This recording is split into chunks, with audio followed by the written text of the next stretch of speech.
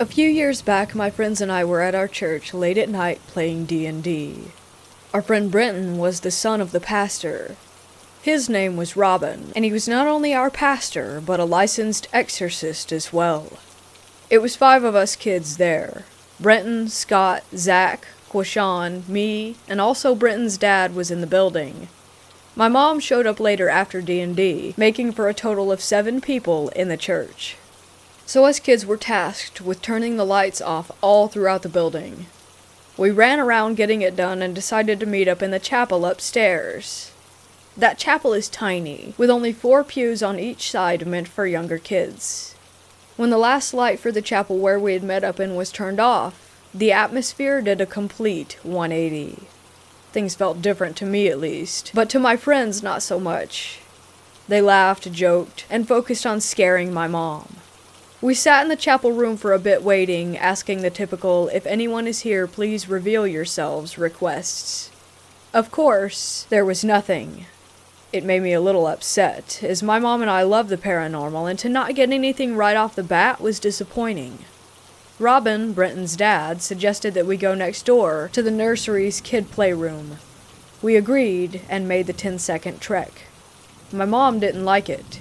She had been taking photos before with the flash on, hoping to catch something, but was refusing to do so at that point. She said she was afraid of seeing something. When we asked for a sign from anyone who might be present, the smell of vanilla perfume filled the room. You're probably thinking that it was just my mom's perfume, and I don't blame you, but no. She can't use perfume, as she gets sick when she smells it. I asked Robin what it could be, and he told me that back in the 50s, there had been an employee who worked in the nursery. She had worn vanilla perfume to work every day, and older people who had known her could confirm that. We decided to walk down to the main chapel, which was huge, by the way. We sat in the middle row of the first 2 pews. Kids sat in the second. The 2 adults in the first. All of us kids started feeling sick, like we were about to puke. Brenton's dad noticed this, and suggested that we go to the basement for one last try, and that after that we should call it a night. We all thought, why not, and decided to go. We sat in the basement on the couch facing toward the wall, which was a good distance away since the whole basement was actually a dining hall with a kitchen next to it. Next to me on the couch was my mom, Zach, Quashawn, and Robin. Brenton was actually still sick and laid out on the sofa chair in front of us, while Scott laid on the floor playing with his phone. Quashawn started snapping photos non-stop. I swear he took over 100 in the basement alone. With every photo taken, there was a red haze that seemed to grow brighter and brighter. Then we heard clicking. It sounded like a light switch coming from the storage room. We were all like, "I'm not checking that out. Send Scott." He shrugged and went to go check. Sometimes I think he wants to die, but really he just doesn't care about anything remotely scary. He walked up and discovered that the storage room light was turning on and off by itself. He called back to tell us that he thought someone might be in the room. Robin stood up and told him to open the door. Scott did as he was directed, and sure enough, the light was on, but no one was in there. Scott closed the door and walked back, laid on the ground, and got back on his phone like nothing strange was going on. Quashawn was back at it again snapping photos, until one of the images made him pause entirely and say, "Hey Robin, can you look at this?" Robin grabbed the phone, chuckled, and said, "Yup, that's something all right." My mom asked to see it as well, and then emitted the loudest scream ever before running behind the couch. I asked to look at it, telling her that she had to be overreacting. She yelled at me, and for the first time in my life, told me to shut up. I looked at the photograph, and right in the middle of the basement, clear as day, was a person standing there. He was old and bald, with a Catholic robe on and a red sash, arms by his side. I couldn't make out anything below his knees. I saw facial features and everything else, though. I looked up, terrified, fear of what I saw rushing through my body. I screamed, jumped up, and ran toward the corner. Robin rushed and turned the lights on, making my mom feel safer. We called it quits and went upstairs. We found old photos of the priest in the church's photo albums. Robin asked me to point out the man that I had seen, and I did. It was the exact man from the basement photo, but instead a much older photo of him when he had been alive. Robin agreed that he did indeed look the same, and so did Quashan, along with my mom. We packed up the D&D game, put everything into the car, and we all drove home. Sadly, we tried to recover the photos and transfer them to a computer, but all of the files showed up as being corrupted. After this experience, nothing else has happened, at least aside from one instance. Our friend's dad was leaving the church, so we did one last game night with no ghost hunt, where we played D&D for 6 hours straight. This was only a year ago. We were packing up the car. Everyone was outside talking. I walked to the front of the church, just reminiscing about all the good times that we had there, and how it felt like a chapter of our childhood was coming to an end. That's when I saw a black figure in the bell tower. I stared at it, and knew that it was staring back at me.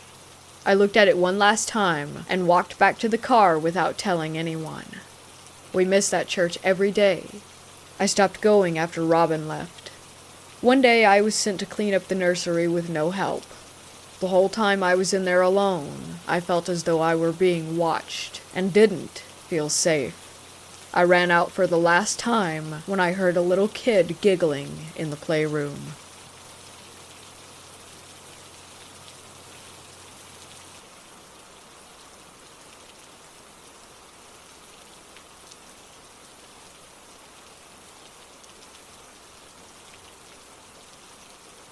This is my sister's story.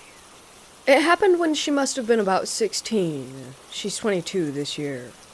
We live in Queensland, Australia, and this happened at my grandmother's house. Her land is quite big. There's about 7 acres for the area, considering that this happened right in the middle of a very well-populated suburb. Her house is right next to the school that my sister went to, like jump the fence next to. There are 3 houses on my grandma's street. I put street in quotations because it's basically just one giant driveway that my grandma lives at the end of. The neighbor's backyard is visible through some light trees at my grandma's front yard. The reason I explain this is because from reading a lot of skinwalker stories, this doesn't seem like the typical setting. It must have been about 8 p.m. during winter in Australia, so it was pretty dark. She was dog-sitting my grandma's 2 very little dogs, Ruby and Crystal, for the weekend. She let them out to go to the toilet and kept an eye on them because they get distracted pretty easily. She called the dogs, and only Crystal came running to the door. There's a dim light that illuminates the porch, but not her yard. She could barely see Ruby, but she was just sitting there, staring at her. She called her name a few more times in a high-pitched voice, which the dogs always come running to. Ruby took a few steps forward and just sat down again, still staring at my sister. My sister always emphasizes that Ruby looked all types of wrong. Her face appeared as if someone had tried to draw Ruby from memory, but just couldn't. She explains that it looked like a human crawling, but as if they were a dog. My sister was super freaked out. She noticed that she couldn't see or hear Ruby anywhere. She closed the door and ran into the room where both of the dogs had been sitting and where she was watching TV. And there they were, sitting on their bed, acting completely normal. She ran back to the door, and the thing pretending to be Ruby was gone. She locked the door and went straight to bed. It wasn't until recently that she brought up this story again. She had told it many times before, but considering I was about 8 the first time that she had told this story, I wasn't paying much attention to it. I recognized it as a skinwalker since I loved the episode of the Jenna and Julian podcast where they talk about them. I went to my sister and told her that that was what it was. My sister and I, being the paranormal addicts that we are, spent hours telling our sister and dad about skinwalkers. To this day, I'm still terrified that we have skinwalkers in Australia.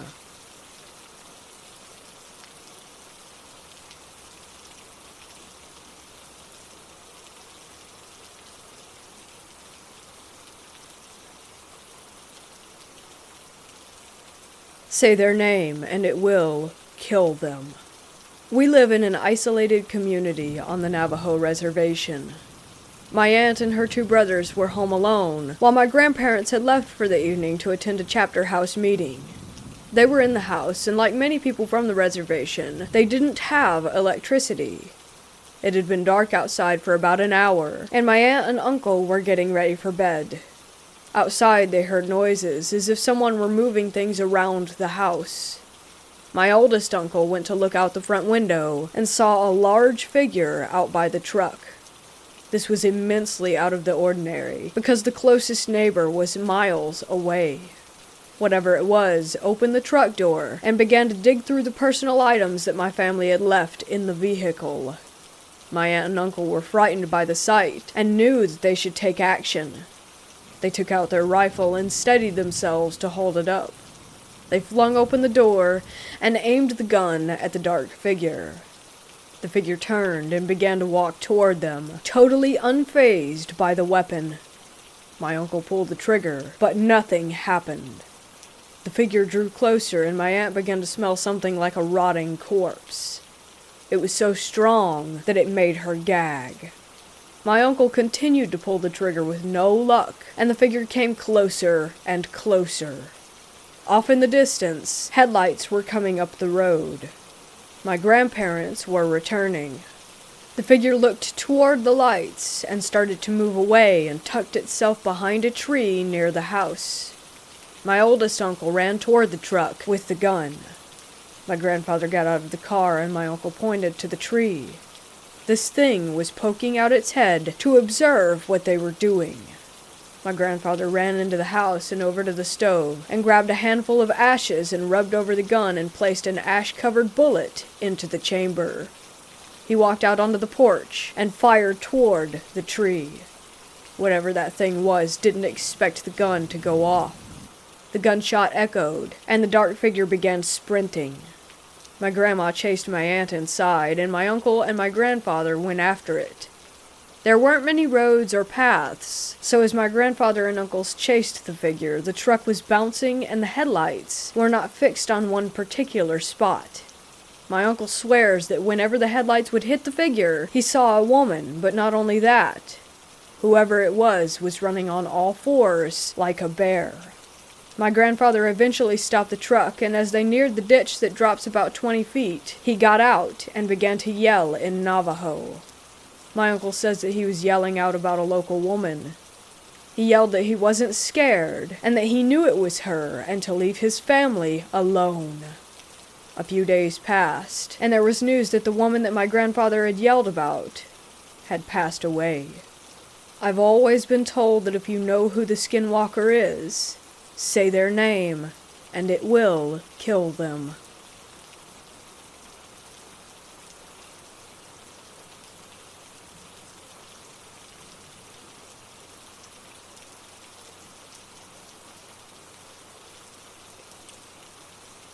When I was in middle school and high school, my buddies and I were obsessed with studying the paranormal. I had every book on ghost lore that there was, and I had read them cover to cover. We would build websites with our favorite stories and local folk legends. We eventually began doing films and video expeditions at night to houses, cemeteries, caves, etc. in the surrounding area. This is just a short collection of a few of the more eerie and fun things that happened. It started off with my dad driving us out to these places at night. We would tramp off into a field or cemetery while he stayed in the car and smoked a cigarette. I remember one night we walked up a hill into a graveyard and immediately heard howling coming from the area to our right. 2 of the 4 of us freaked out and immediately headed back to the car. My buddy and I recognized it as a pack of coyotes and decided that they were more afraid of us than we were of them. There was still something that caught his eye, and from our left, behind us at this point as we were distracted by the coyotes. He tore out before I had a chance to see what it was, and I was too slow to realize that I was standing alone in the middle of a graveyard in the middle of the night, in the middle of nowhere. When I turned around to see what the commotion was, I saw something that wasn't terrifying so much as befuddling. I heard the quick scamper of something relatively heavy running through the forest on the edge of the graveyard roughly 20 feet away. I shined my flashlight on it thinking that it was a deer, and I could see instantly that it was not. It was nothing. Not nothing as in there was nothing there. Nothing as in I could clearly see it kicking up leaves and hear the noise and even feel the vibration as it ran. But it was as if someone invisible were running through the forest not 5 yards away from me. I turned around and walked back to the car at that point, and haven't been back since. Later, when I got my license, I would drive us out on our own. One of our first treks was to the big house on my 16th birthday. We had to walk through about a mile of cow pasture to get there, but it was worth it. This was a classic haunted house with twisted stairways and decrepit fireplaces and a spooky attic. We had entirely too many people with us at that point, so it eventually devolved into me telling my best scary stories to guys laughing nervously and girls shrieking. We left after maybe an hour of exploring with nothing but some pictures of orbs and stuff to take back. My buddy the ghost hunter and I hung back when everyone else had left, walking a few yards behind. I suddenly got the feeling that we had left someone and did a quick head count of those in front. Nobody was missing. I looked behind at the house on top of the hill and saw a candlelight flitting from window to window in the attic. We sped our steps up a bit and caught up to the group without looking back again. To get to the big house, you have to go through a cemetery where a moderately famous Confederate officer was buried by the name of Champ Ferguson. My buddy and I decided to go back to this cemetery due to the violent nature of his death. He was hanged for treason in Nashville, and do some looking around. We took our flashlights and our camcorder.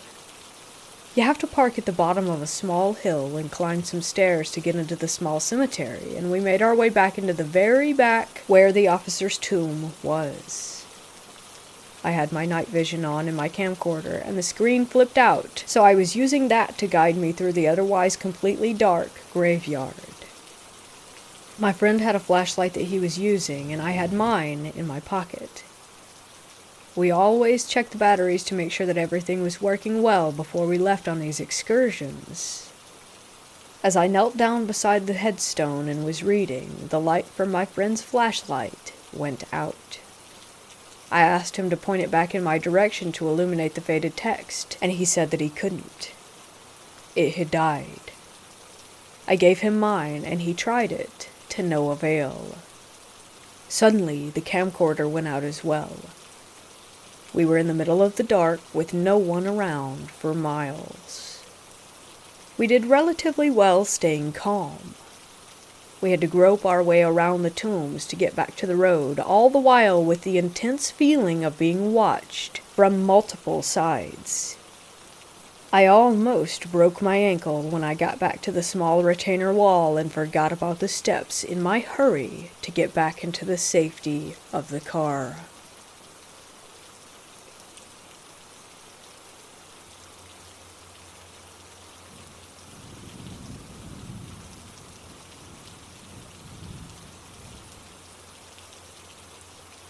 This happened around 2006 or 7. There is this guy, I'll call him Dean here, who's widely known in my small village. Dean was a drug addict, but managed somehow to work and build a family.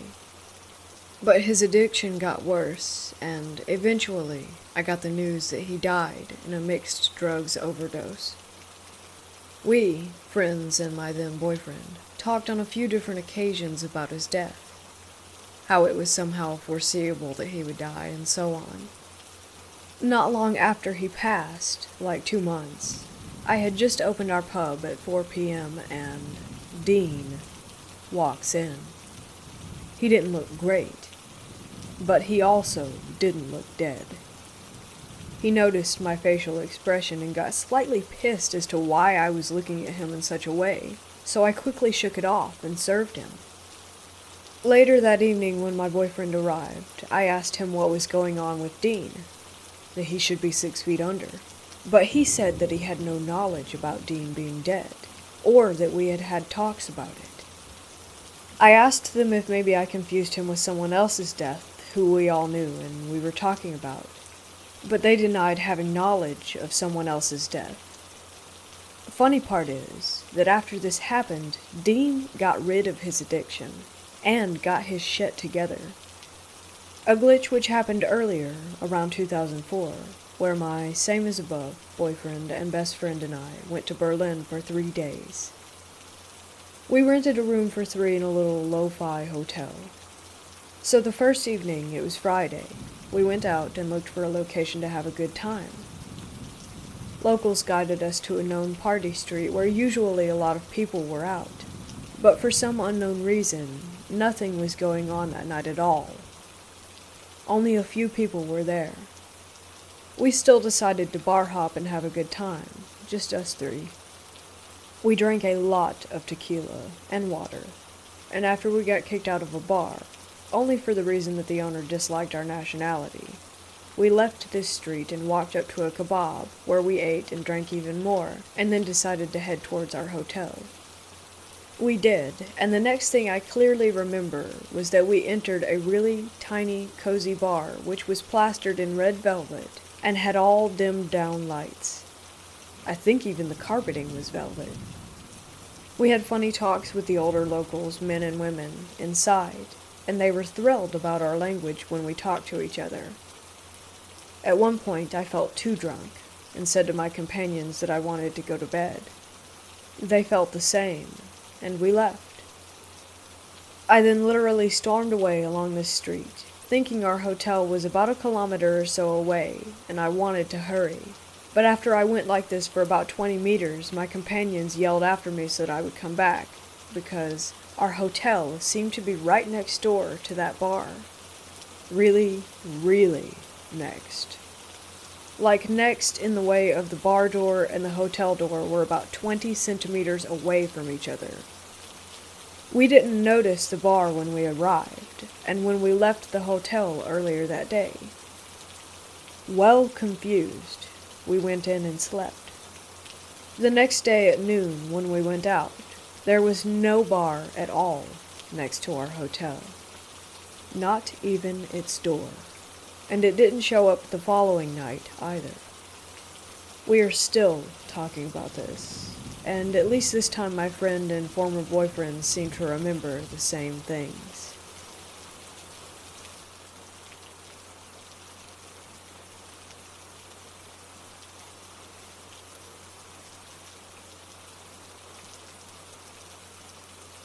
This happened today at a church that I took my grandma to.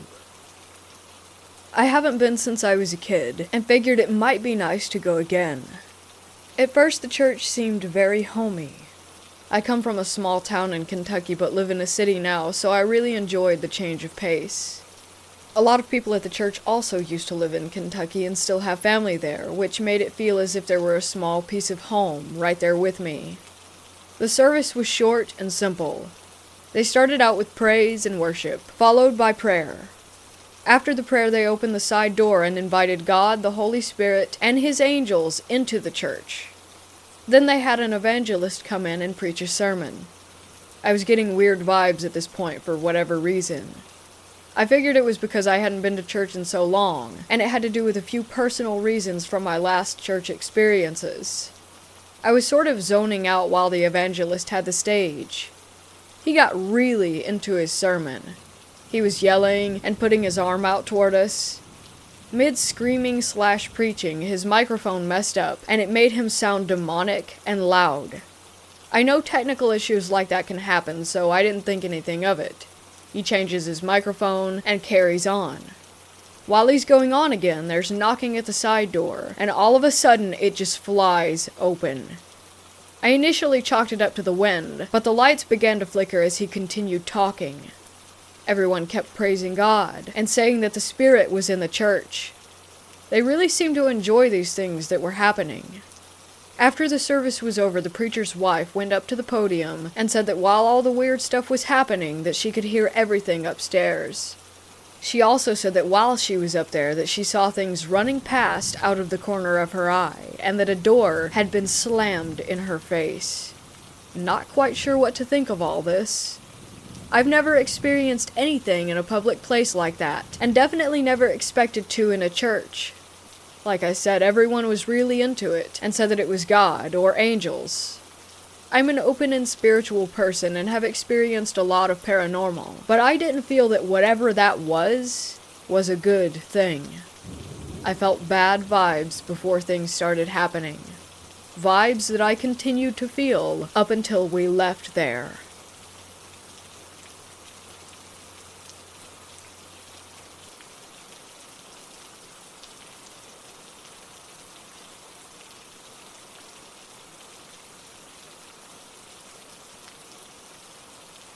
This took place mid-July of 2020.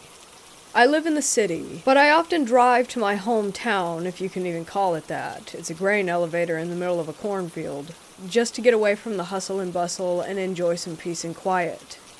I prefer to go on my hikes alone, sometimes with or without my dog, depending on what animals I'm trying to observe.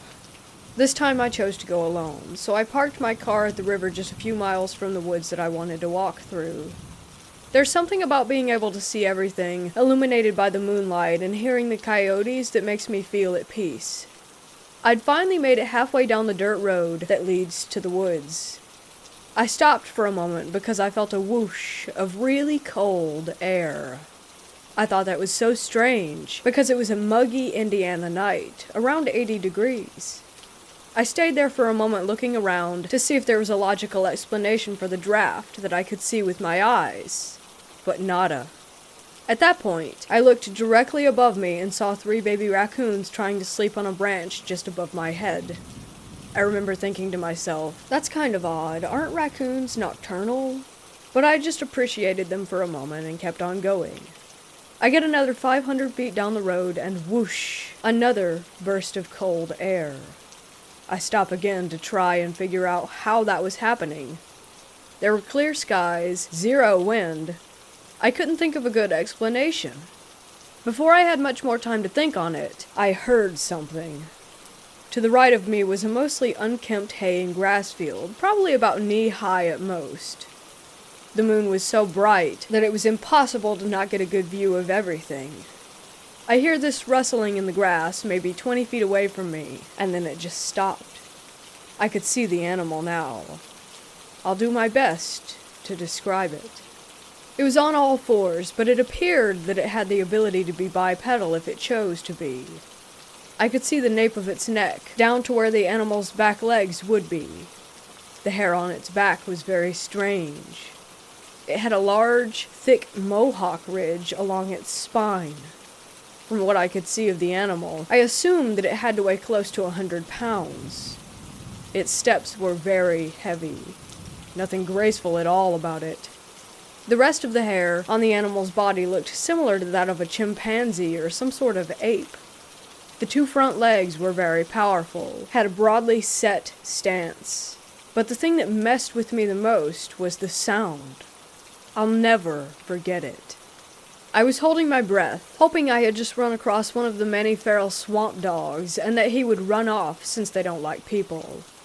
I realized quickly that I was wrong. As I stood there staring, this animal started sort of loping, pacing into a figure-8 pattern. It did this for maybe 15 seconds, but it felt like an eternity. And then, the thing charged me. That's when it made the sound. There was something so wrong with its breathing. Forgive me if I'm being offensive, that's not my intent. But this animal sounded like someone who was trying to breathe but didn't have a nose, or some serious damage to its airways. It was like a snarl, growl, breath, all in one. I could hear it snap its jaws when it backed away from the bluff. This all happened so fast. Let me try to give more context. About another 500 feet away from where this happened, there's an old-fashioned settler's cabin.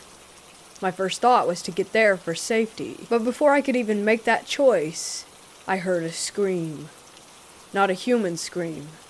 I'm not an expert, but through my many years of living in the woods and observing the different animals, I've got an okay ear for knowing what animal calls come from what animal. This scream sounded like a mountain lion. We don't even have those here. So basically I had to say no to that plan for safety. But wait, there's more. If you continue down the dirt road past the abandoned cabin, there's a small parking lot. The reason I didn't take my car there is because you're not supposed to be in that park at night. Well, someone else was there too. After I heard that scream, I heard a car and then started to see the headlights come over the hill toward me by the cabin. At this point, I was flipping out. The crazy animal that charged me was nowhere to be seen. There might be a crazed wildcat just a few feet away, and now some Cutlass Supreme is hauling ass in my direction. In all my wisdom and fantastic decision-making, I dove into the hayfield to hide from the car. Yes, the same field that the crazy animal was in. Thankfully, they didn't see me, but they were absolutely flying, tearing out of that place like a bat out of hell. It made me wonder if they had something to do with the screaming animal, or the weird one in the field. Needless to say, I had had enough of that night, and cut my way through other properties and woods to get back to the river where my car was.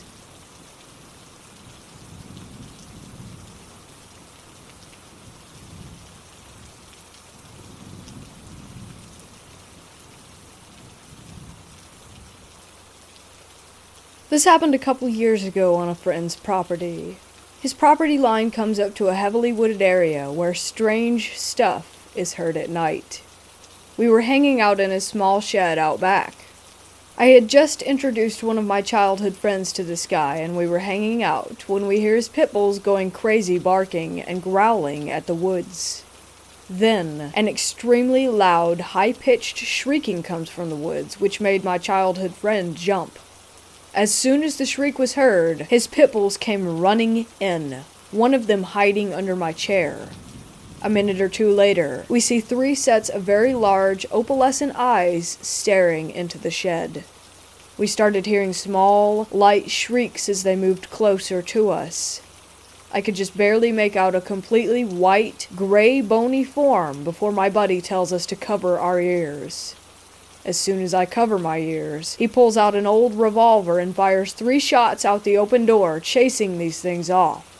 I looked over at my childhood friend, who just looks like he had a heart attack. My buddy puts the gun on the small table and tells me to take him home, which I gladly did. I've been back over there a few times, and every now and then I hear a shriek coming from the woods, accompanied by my buddy pulling back the hammer of his gun.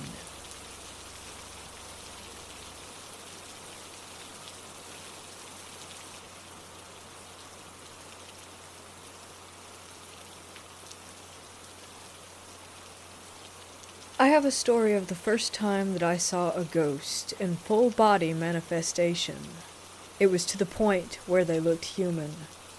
I've had other encounters and experiences before, and all were shadowy horrors, but not this ghost.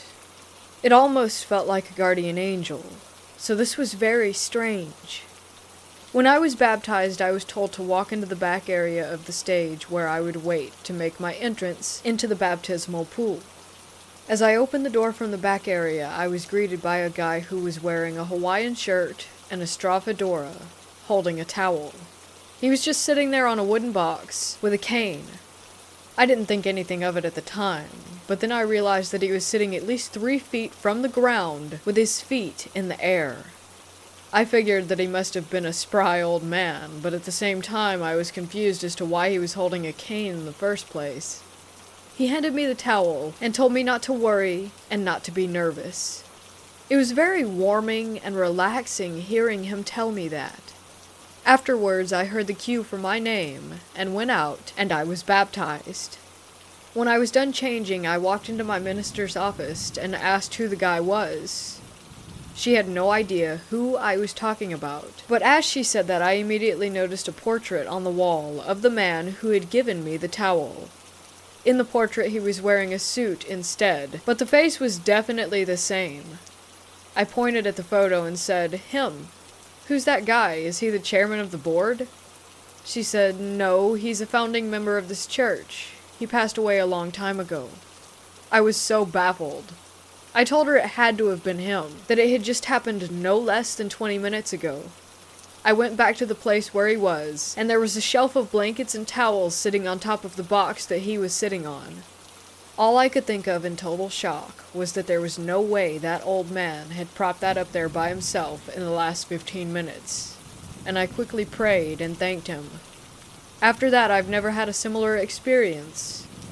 I still only ever encounter negative energy-driven entities in shadows, not pure ones, like him.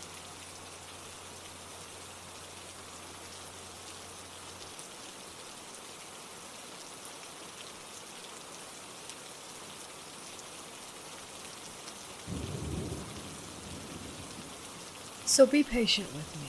This is super hard to explain, but I'll do my best as I really think something weird happened to us in this haunted city. Back when we could go outside without fear, my friends and I went to Savannah, Georgia for my bachelorette weekend. For anyone who isn't familiar with downtown Savannah, there's a large intersection in front of these extremely old historical steps that lead to the river walk where the river is and a bunch of stores. While waiting at the intersection for our turn to walk across the street so we could get to the historic steps, all of a sudden everything went really quiet, and time literally seemed to stand still. We turned to look at each other, all noticing the weird feeling of stillness, and slowly started to walk across the intersection, nervously giggling to ourselves as we pointed out that even though the lights still hadn't turned for us to walk, all the cars that would usually be still driving by were stopped dead in the middle of the road, way before you would normally stop at an intersection, with one car literally in the process of turning, yet idling completely still in the middle of that intersection, stopping for no reason whatsoever, with the driver appearing to be frozen.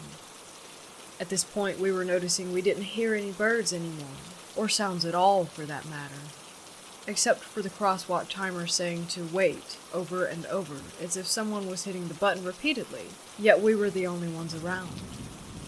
Completely freaked the F out, we hurriedly crossed the street, all expressing, kinda loudly as we were freaking out, about why everything and everyone seemed frozen in time. Once we made it to the other side of the road, just as quickly as the stillness began, the wind started to blow and the birds started to fly. Cars started moving again, and people that were definitely not around us before were suddenly there. We all looked at each other and around us, and I swear people probably thought we were all on drugs. I felt like Harry, Ron, and Hermione when they jumped to the regular world in the last Harry Potter, all of a sudden there, when they weren't before. And to this day, we all have absolutely no idea what happened. We felt like we went through some sort of time glitch or something, or a portal of some sort, if that's the right word, but we definitely experienced something in the middle of that road. We later asked our Uber that night if it had happened to them before, to which he replied that we needed to give him whatever drugs we were on. If this has happened to anyone else, please let me know. Also, I might add that we were completely sober, as it was mid-morning and we were on the way to breakfast on the Riverwalk, and definitely not on any drugs.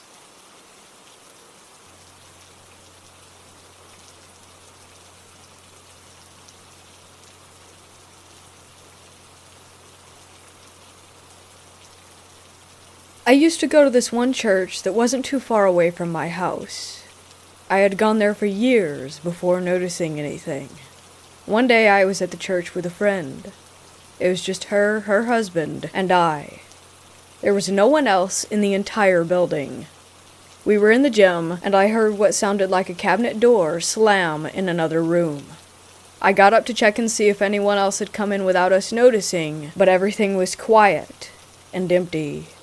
I was confused and tried convincing myself that maybe the pastor was playing a joke on us or something like that, though I had no idea why he wouldn't reveal himself if it was him. I walked all the way through the church, never running into anyone else. The next week it was the same scenario. Just the three of us, alone in the church yet again. I was up in the sanctuary, not doing anything important, but just playing around on my phone. I looked over toward the front where the podium was, and noticed what looked like a shadow walking across the room. I'm not sure if these things are easily explained away, or if these were actually paranormal experiences. What do you all think it could be?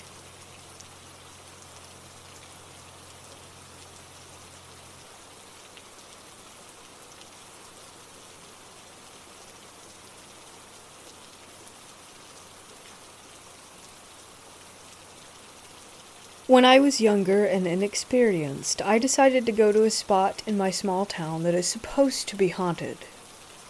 The story goes back to the 60s, when a man and a woman with 2 children got into a major argument, and she decided to leave with her kids.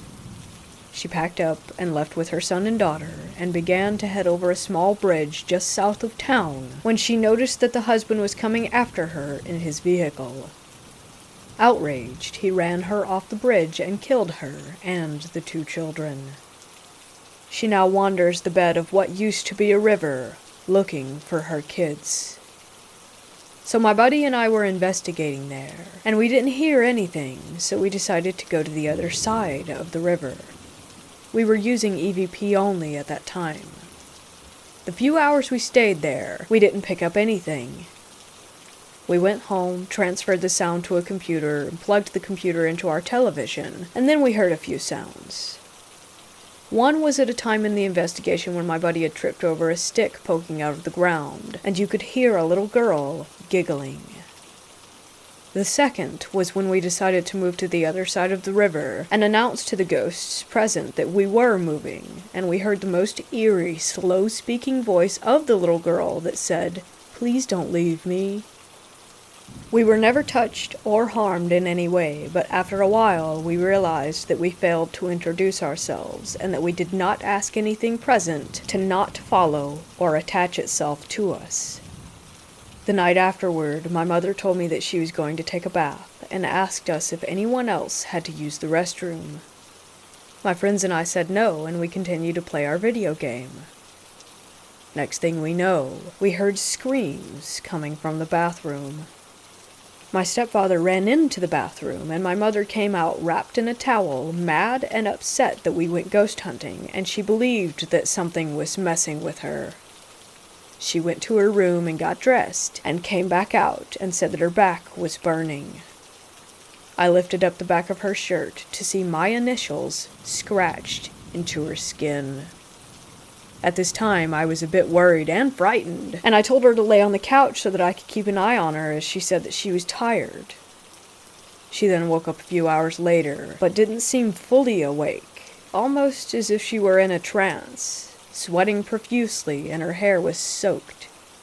She began mumbling weird things that we couldn't understand, and started saying 666, and drawing a pentagram in the air with her finger. I decided to look up a prayer, hoping that this would help. I ended up finding the St. Michael prayer, and my friends and I began chanting it. As we were chanting, she began screaming and cursing in a disembodied voice, and then suddenly dropped back down to the couch and passed back out.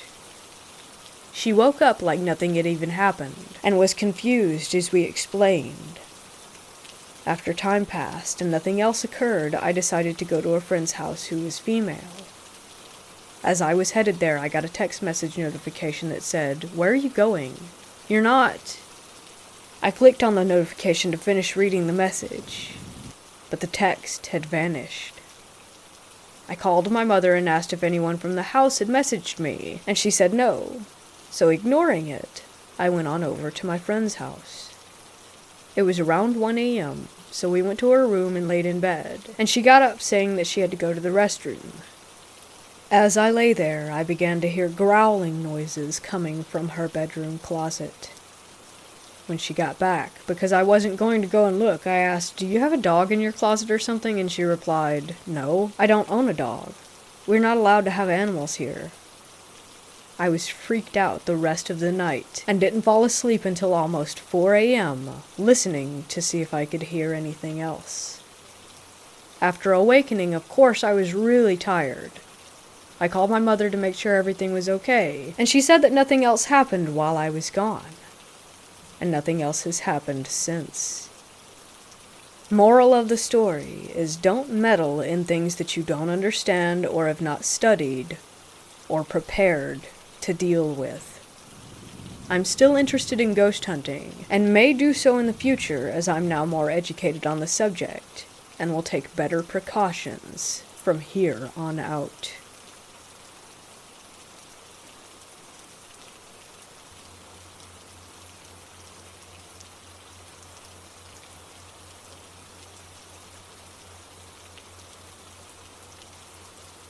About 30 seconds ago, I was sitting on the couch as my dog walked by to go sit on our bed we have behind the L part of the section.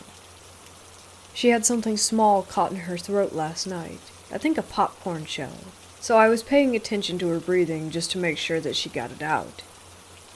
For a few minutes, she was breathing fine, and then what sounded like a light snore started happening.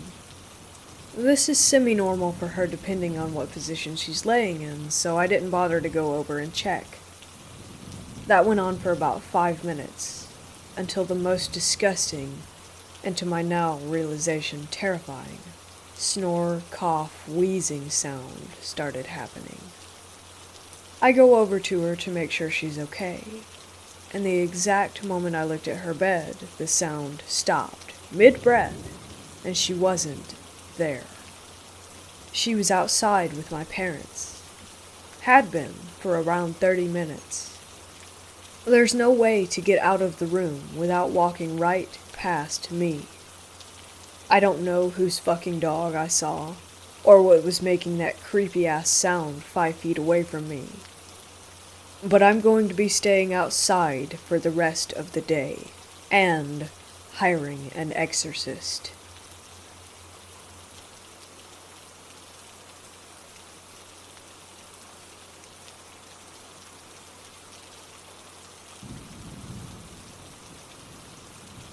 I'm 90% sure that the church I work at is haunted.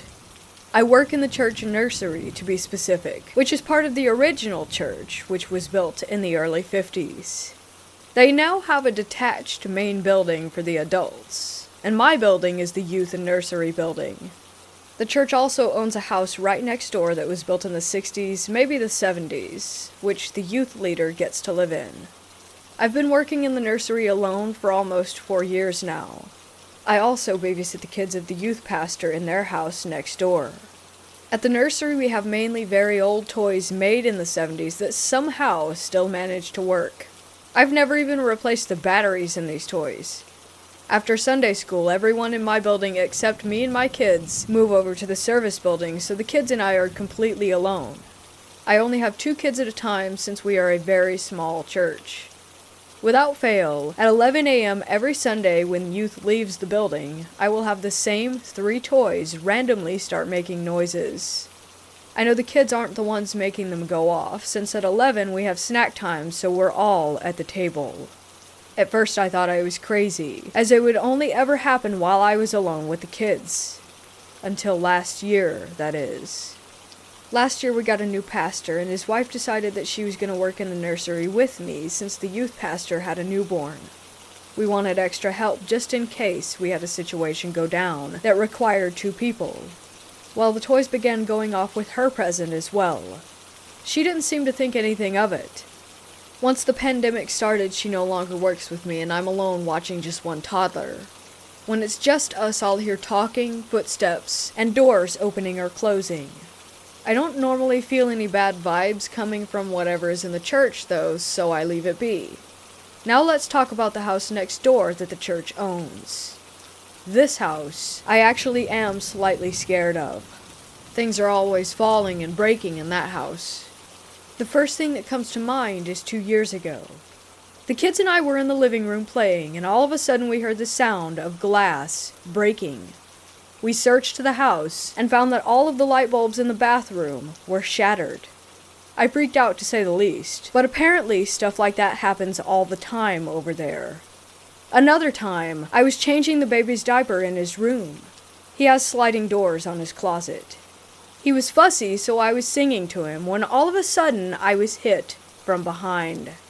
His closet door somehow fell on me. I put his door back up and into the brackets, and maybe an hour later we went back to his room to get his shoes so we could go play outside. As we were making our way past the closet door whilst leaving, the door nearly fell on the baby. Thankfully, my reflexes were quick enough that it landed against my arm instead, bruising me pretty good. I told his parents and got a very nonchalant, "Huh, weird." Then comes to last night. I was bathing my 4-year-old son, along with a 1-year-old, while everyone else was next door at the church. All of a sudden, a canvas picture frame fell off the wall in the hallways closest to the bathroom. I'm pretty freaked out. I fixed the picture and got the kids out of the bath. As I was trying to get the 1-year-old ready for bed, he wouldn't stop shaking, crying, and looking into the corner of his room by his closet. He was absolutely terrified. I have never seen this baby so frightened. He's usually really very happy all the time. We immediately left the room, left the light on, and went into the living room with one of the other kids. I told his parents again, and they just said, "Yeah, it happens sometimes." I'm starting to get worried, and I'm afraid to go to work. I work either at the church or at their house at least 4 days a week, sometimes more. I'm starting to no longer feel safe.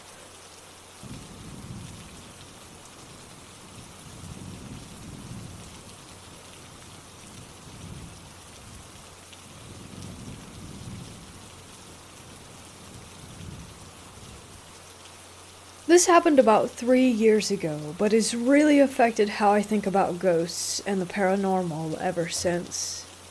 When I tell my friends, some of them find it very creepy, while others say they don't believe in any supernatural things, and while it is odd, they feel there must be some other explanation. I took a family vacation, me, my parents, and 2 siblings, over Christmas. All of us were already adults at this time, and while my family is agnostic and holds out judgment for the afterlife, none of us are religious or believe that there is a true afterlife with heaven or hell. That said, my parents thought it would be fun for us to stay at a haunted hotel in Jerome, Arizona on our way to a resort town further down the road. This whole town is supposedly haunted, but especially the hotel, which used to be a mental hospital that has long since been converted. We checked in, and were given 2 of the most supposedly haunted suites because we needed 2 large adjoining rooms for everyone to fit. So far, everything was normal, until we got to the room. My mom and sisters suddenly smelled something they described as putrid in a spot in one of our rooms. I couldn't smell it, so dismissed it and moved on. We took a walk around the town, and I asked a bakery owner about the haunted stories, and she said it's just accepted that sometimes things fly off her shelves at home, but nothing hostile. Here is where the weird stuff starts. We signed up for the nighttime tour of the hotel in a largish group of people, and we were all given electromagnetic readers while we walked around and heard the stories of the mental patients that died there. Halfway through the tour, my dad and sister hear a sound and turn around to see the doorknob of the room next to them shaking and rattling incessantly. I didn't personally see it, so by this time I was getting bored. I always thought it would be cool if ghosts existed, but didn't really believe they can do anything to affect the physical world. I asked my sister to take some Instagram pictures of me in a cool-looking couch in one of the haunted suites, and she took some quick shots. I passed my hand over the table in front of me to pose, when I felt an extremely cold, chilling sensation in my hand and wrist, and told her to stop. When I looked at the photos, I was shocked. I have a series of 3 pictures where you can see that I'm switching around with a startled look on my face, shaking my hand, and there is a white cloud streaking through my hand and wrist in the photos that appears and disappears throughout the 3 frames. Needless to say, I was frightened. I was no longer willing to sleep on my own, so I took to bed with my mom. Yeah, sad, I know. My dad and sister slept a bit and went to walk around in the middle of the night in the boiler room where they said they had felt some weird stuff. I don't remember exactly what happened, but one of them felt a strong chill on their back. Meanwhile, I was sleeping and my mom suddenly woke and slammed her hand on the dresser. She said sorry and went back to sleep. She's never been a sleep mover, but whatever. I slept pretty deeply that night, but I kept being woken up by a super loud, clanking, rattling sound in the halls that sounded like the gurneys being wheeled back and forth. This is not a busy hotel, and in the middle of the desert. In the morning, my mom said she had a dream that there was a little boy and a young nurse talking to him. Then the nurse aged and became mean and scowling and raised her hand to hit the boy. She said she then heard a voice telling her to hit him herself. This is why she hit the dresser. Keep in mind that this was a mental hospital, and one of the ghosts there is supposed to be a little boy, but no one knows why or how he died.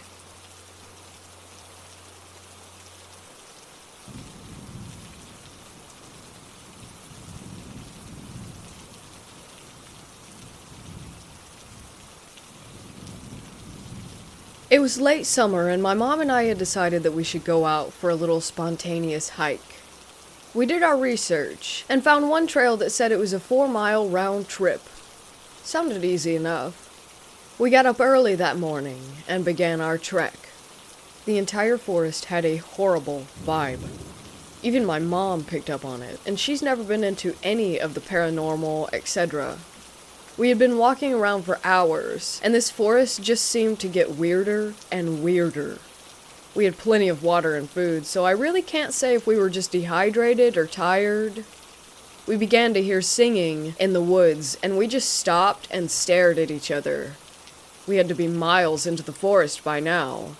Our step counter was saying that we had well surpassed the promised 4 miles. Where on earth would singing be coming from out there?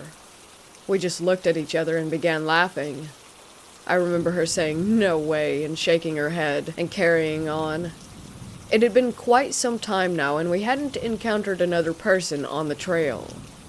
Suddenly, this man walking really fast surpasses us and rounds a bend behind a rocky hill so that we can't see him anymore.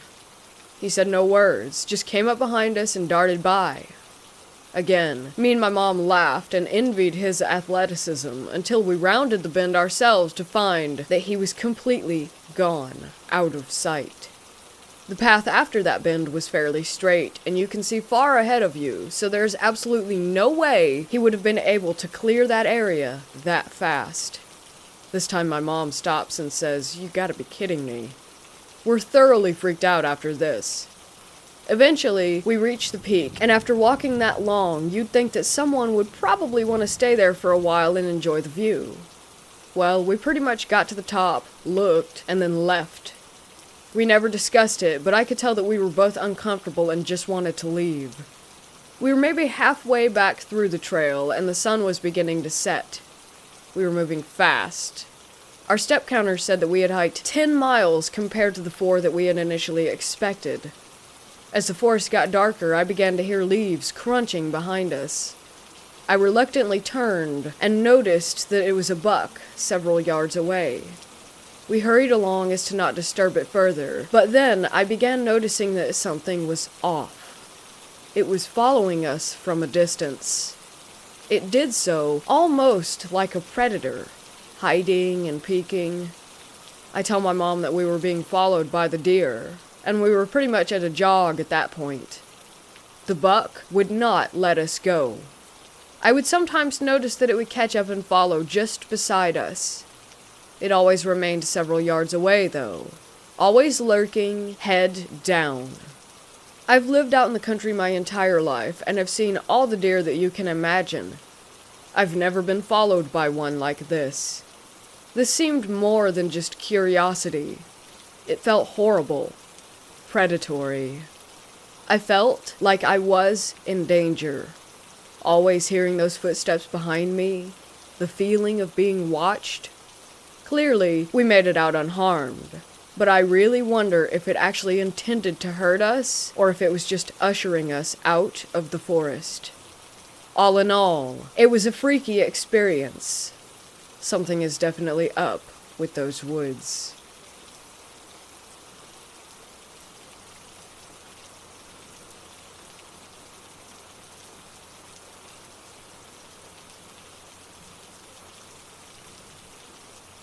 I live on the East Coast, so the cemeteries are ancient, mostly from the 1700s.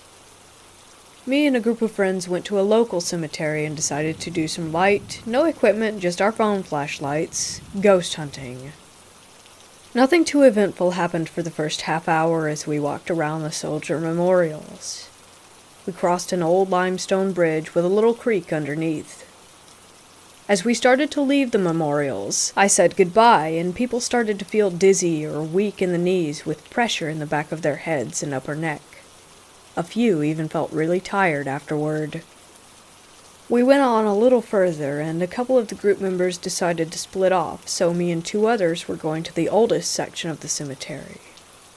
A girl kept hearing her name, and kept going ahead of us.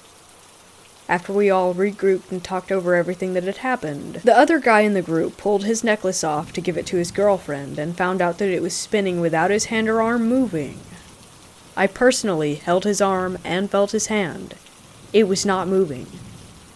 It spun for about a minute, then started making an X shape, and then slowly died out.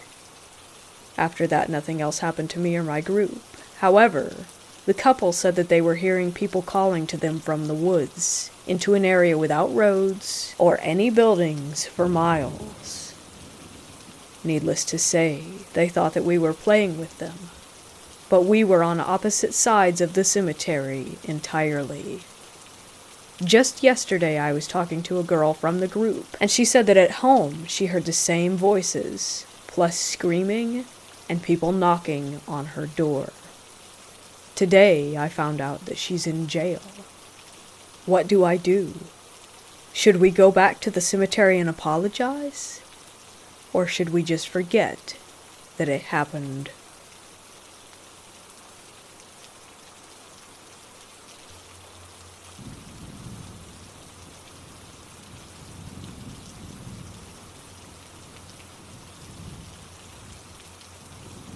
I haven't posted this here before, but I have commented about this incident in other posts. But having recently found this subreddit, I think it definitely fits in here. It was a couple of years ago.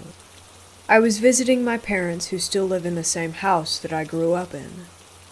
The day I came home, Mum told me that my old school bus driver had passed away the day before. I'd been very fond of him, and would often bump into him before I had moved out of that town, as he lived in the same neighborhood as ours. So when Mum told me about his passing away, it was a heart attack, she said. I was quite upset, and I distinctly remember every detail about the conversation that I had with my mum about this. Later that evening, when I was out on a run, I noticed a little blue flyer by the park with his photograph and details of the funeral and a prayer meeting. A couple of days later, I was out buying groceries from the market, when I saw him standing outside a shop, looking very much alive. I was confused AF, and wondered if he had a twin brother. Either way, I didn't stop to chat. Later at home, when I told my mom what happened, she looked really confused and said that she never told me that he had died. I was naturally annoyed and tried to help her recall the conversation and told her about the flyer at the park. She asked me if I was okay, because she was sure as hell that she did not say any such thing about his death. So I go out to walk by the park to see if the flyer is still there, and it wasn't. I was extremely confused by this point, but having no logical explanation to offer, I decided to dismiss it. Not for long, though. A few days later, my holiday had come to an end, and I had returned back to the city where I work. Exactly a day later, I get a call from my mom saying that my bus driver had passed away that morning, and that it had been a heart attack. I couldn't believe it, and I figured that my mom was a bit freaked out too, 'cause she sounded a bit shaky. Not knowing what else to say, I asked her to check if a blue flyer with details of his funeral and prayer meetings was up at the park, whenever she could step out for a walk. Later that evening, she confirmed that there was a blue flyer with those details and his picture. Mom dismissed it as a coincidence and has never spoken of this incident again. Whenever I have tried to remind her, she says she doesn't recall all the details, but I know it's not true and that she does remember this. It's just so freaky, and I get the chills every time I think about it. I just haven't been able to explain what happened.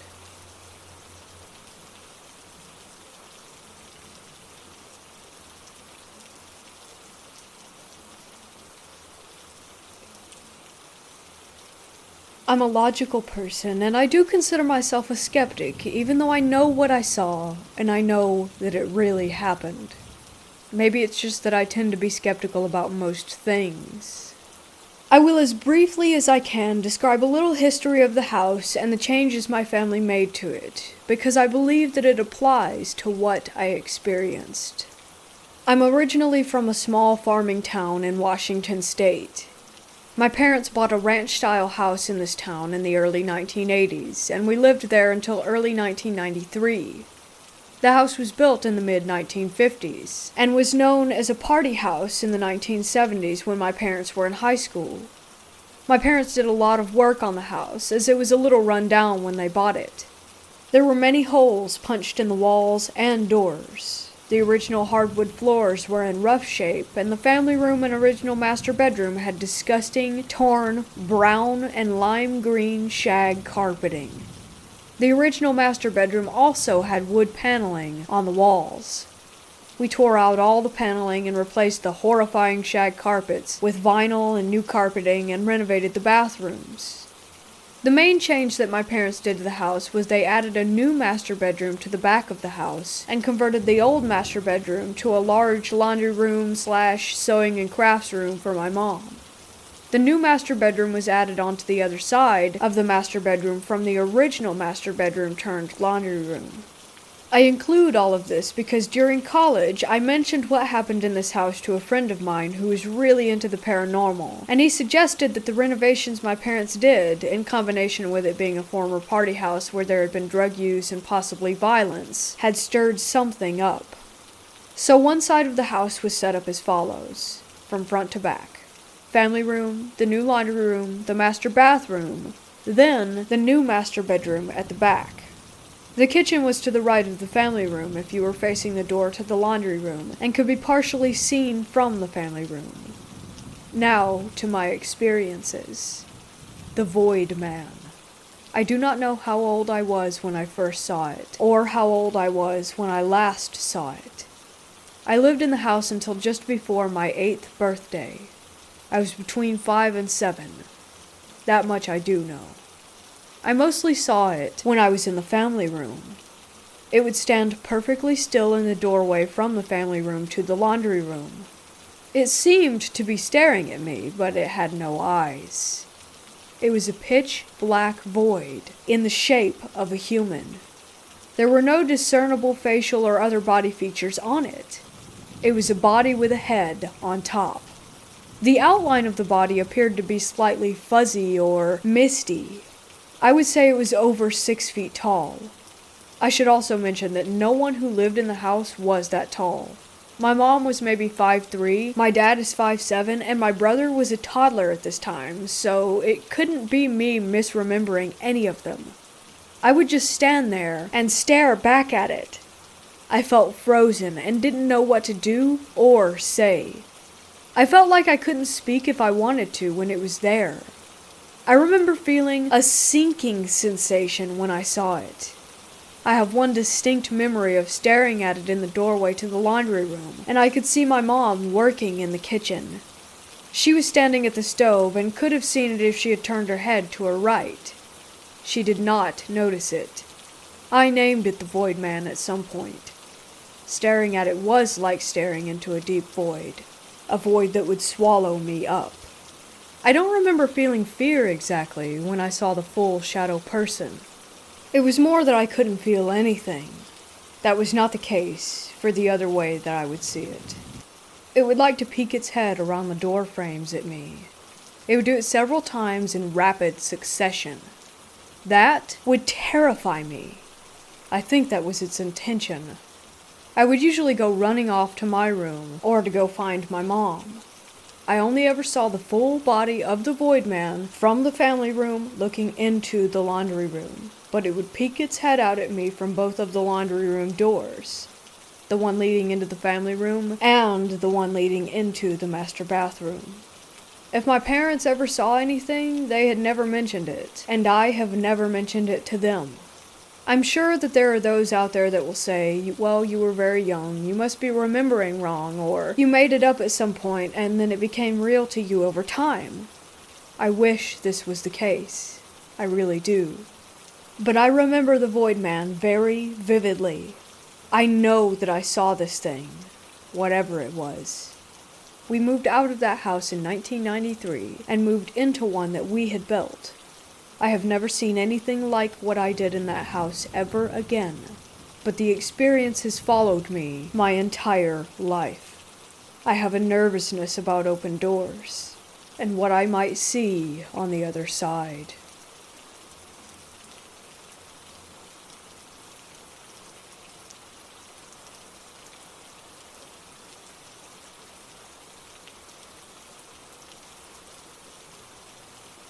This last Halloween, I didn't have many friends. Only 2 at the time who wanted to celebrate together. One eventually bailed, leaving me and my friend Rob to hang out alone. It was freezing, and I had to bike out to our usual rendezvous place, which was about equidistance from our houses. This place was a gas station adjacent to a very large field that was occasionally used for soccer games. Once we both arrived to the gas station, we went inside, got water and sunflower seeds, and left. Due to the pandemic, we decided not to risk exposure by trick-or-treating, so we went to go walk in this field. It was around 9:30 at night, and pitch black outside. We don't live near any major cities, so our only light was from the moon and the stars. The sky was clear that night, so around 5 minutes in, we became entranced by the stars in the sky, walking forward with our heads craned back, looking up. This went on for a minute or two before we thought we heard shuffling near us. We turned to the right to see a dark figure, lit very dimly by the extraterrestrial light. I'm a rather small person, and Rob isn't too much bigger, so the littlest things normally will put us on edge. But this thing was different.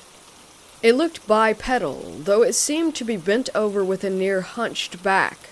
And there were protrusions from its head, either horns or ears. It was difficult to tell. I immediately emitted a short scream and ran to the side toward Rob. I knew he occasionally carried a hunting knife, as he's more of an outback type of person than me. The thing then bent down to walk on all fours and started yipping strangely, like a small dog almost. My friend grabbed the back of my jacket and yanked me back and yelled at me to run. He then pulled out the hunting knife. The creature was pacing while still making strange noises.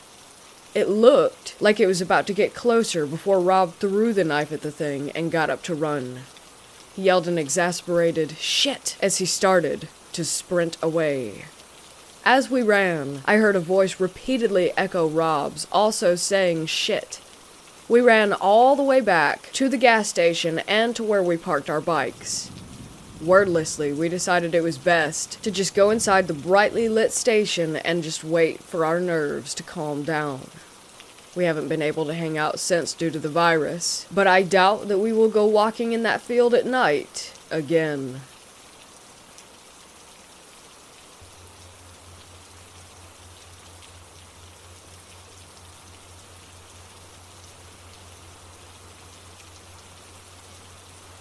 One of my best friends and I really don't know how we ended up in each other's lives. And no, I don't mean in a cutesy, "where did I find you?" type of way. I mean that neither of us remember how we got to where we are in our relationship. We met as teens through mutual friends, but were never more than friendly acquaintances at most. Next thing I know, 10 years later, I'm involved in her wedding. She's a bridesmaid at mine. We're at each other's houses multiple times each week, and I even visited her and her daughter in hospital hours after she gave birth. We are super involved in each other's lives, which isn't unusual for close girlfriends. The problem is that there are big, serious details missing. It's like there's a 2 to 3 year gap where lots of important stuff happened that we just don't remember at all. I don't remember meeting her husband, or buying her house. I don't remember the first time I was in said house. And I don't remember her physically changing, despite the fact that she lost a lot of weight and became very involved in working on her appearance. She doesn't remember showing me her house either, or me being anything other than what I am to her now. We just don't know how we got here. It doesn't seem all that important or mind-blowing, but it really unsettles me when I think about it or when we chat about it. It's like there's something to it that I can't quite put my finger on. We also always joke that we are polar opposites, but there might be something to that. At one time, somewhere between our 2 weddings, I was extremely torn about our relationship. I found her to be so extremely abrasive as a person, but didn't once question the relationship. It's like I just accepted it because she was my best friend. I don't know quite how to explain how it felt. But aside from this, our differences are of the severity that, at the age we were during this gap, we are sure that we would have gotten in the way of us ever being close friends. Was she replaced? Was I replaced? Are my previous memories false? I just don't know. Full disclosure, I have had issues with depression and anxiety in the past, which have their own effects on memory. However, this wasn't affecting me during that part of my life, and I don't have anything similar with any other part of my life. Also, it doesn't explain how we're both on the same page with this.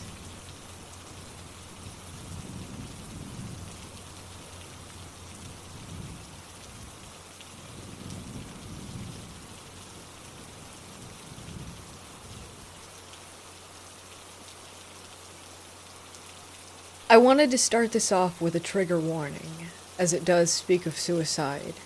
There isn't any detail of how this person died, but I know that this subject is hard to read about and listen to for others. Back in 2018, I met a really sweet girl at my church, and we became pretty good friends. We would sit by each other or nearby every service. We attended canned food drives to help others around Thanksgiving. We sat together with a few older couples at church lunches, but we weren't close outside of that. At one point, we had each other's Snapchats before I deleted mine. The week before my birthday, I went to church as normal, ate breakfast with another friend of mine and her kids, and made my way to the sanctuary. I saw Lily sitting on the right-hand side of the aisle, and I sat next to her. We talked for a bit before the service started. However, halfway through, she got a phone call and left. She didn't come back, so I figured that she had had a family emergency or had to go to work early. I finished up at church, talked to my pastor and his family, and then headed home to give a couple piano lessons. Nothing else odd or weird crossed my mind. I just carried on with my week until next Sunday. The following Sunday happened to be my birthday. I was excited because it was my golden birthday, the year of 25. I don't usually like to celebrate, but this was gonna be a good one. I'm a newlywed spending the day with my husband and having my favorite coconut cream pie instead of cake. I still wanted to go to church that morning, though. I love my church and church family and spending time with them. From the minute the church doors opened, everything was off. I went down to the basement and had a cup of cold coffee, a bagel, and I noticed a few people around me who were just pale, cold. I can't even properly describe the sadness on their faces. I'm a pretty introverted person, so I didn't ask any questions. I just went back upstairs to the sanctuary and waited for the service to start. My pastor walked up to the podium with tears in his eyes. He began telling us about how there was a tragedy within the church. Lily had committed suicide the weekend prior, Friday night to be specific. I started crying uncontrollably. I didn't know that she had been dealing with thoughts of suicide, and I felt like an awful friend. We had a beautiful service dedicated to her before her funeral. We all sang songs that she loved, prayed for her mother and family, and prayed for her. I left right after church. I went straight home. I didn't think about the details of her death, because it just hurt too much. A few hours later, though, I remembered the previous Sunday. I had seen her at church. How was that possible, though? She passed away Friday night, but I somehow saw her on Sunday. I sat right next to her. We talked before service started. I watched her answer her phone and walk out. I became angry, scared, disappointed, depressed, every emotion that comes with losing a friend at such a young age. I fell into a hole. After I had grieved and prayed for a couple days, something came to me. My church does live streams, and there would have been a clear view of our service and us sitting next to each other. I logged onto my Facebook, found my church's page, and started searching for the date that I had last seen her. The strangest part of everything is, every live stream is in chronological order, so I figured that it would be pretty easy to find. But to this day, I still haven't found it. I asked the person in charge of recording and uploading the sermons on Facebook where it was, and he said that somehow that there had been technical difficulties that day, and that they were unable to stream the service or even catch any audio. This has racked my brain for months. To this day, I feel as if she had been there on church that Sunday to say goodbye to me.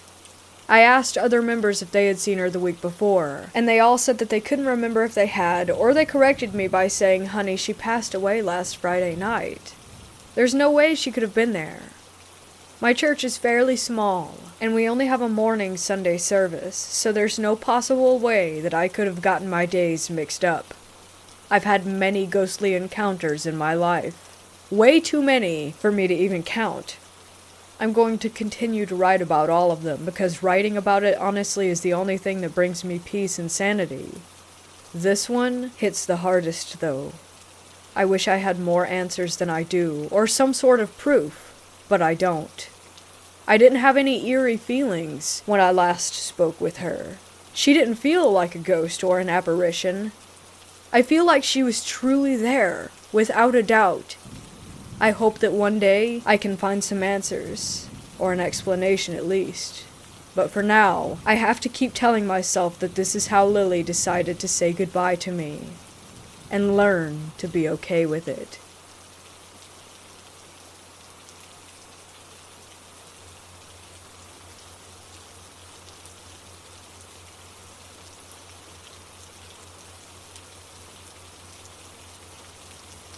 This happened about 15 years ago. I woke up that day feeling really odd, and my very good friend back then called me and said that she woke up also feeling weird, so I told her to come over. We couldn't shake this strange feeling off. Something just felt weird, but we couldn't put a finger on it. We decided to go out in the evening, and when we were walking through Piccadilly Circus in London, something crazy happened. The closest thing that I could compare it to would be that we ended up in this see-through bubble, and everything around us paused for about 3 seconds, and we were, me and her, in sort of slow motion while we were in that bubble. And then snap, and everything went back to normal, but we stood there looking at each other completely and utterly freaked out, as we both experienced the same thing. We just stood there in shock, thinking, what the fuck just happened? We were so shaken by this that we had one drink in the bar and decided to go home. She went to mine as she didn't want to be alone, so we took the train back, and while we were walking to my house, we heard a gunshot, and that bullet passed me by an inch and went into a car that was parked next to us on the side of the road. I literally felt it touch my hair while flying past me. There was a guy in the car who got out and started screaming and panicking as the bullet hit the side door, and we stood there petrified, thinking, what the fuck is happening today? We then ran off and sprinted all the way to my house. The area I used to live in back then is one of the safest areas in London. It was by St. Catherine's Docks by Tower Hill, so whoever is from London can relate. Also, gun crime in the UK is very rare, pretty much below zero, so this whole incident just didn't make any sense. I don't know whether it was related to the slow motion thing earlier and the world pausing, but I couldn't help but think to myself that if I had walked there a second earlier, I would have gotten hit.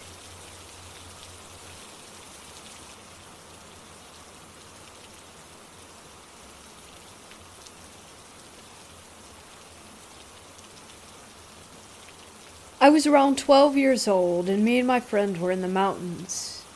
I can't recall the name of the village, but it was situated in the Czech Republic. We were on a hike and stumbled upon an old military station or bunker, just left there after World War II. We went home for flashlights and came back just before the sun was out. We went inside and found that it had like 2 or 3 floors underground, maybe more, with a 40-meter well full of frozen water on the ground floor. We decided to go down and explore. First floor, there was nothing unusual, just some empty concrete spaces. We went another floor down, and I saw some things on the ground that looked like dead rats from a distance. I laughed it off and went to take a closer look. They were bats, about 10 of them, just lying down, dead. They weren't like violently smashed or anything. There was no blood. It was as if they were just sleeping, not even rotten or decaying. I poked one with my foot, and the thing just rolled over. I started to get a little scared, but eager to explore further.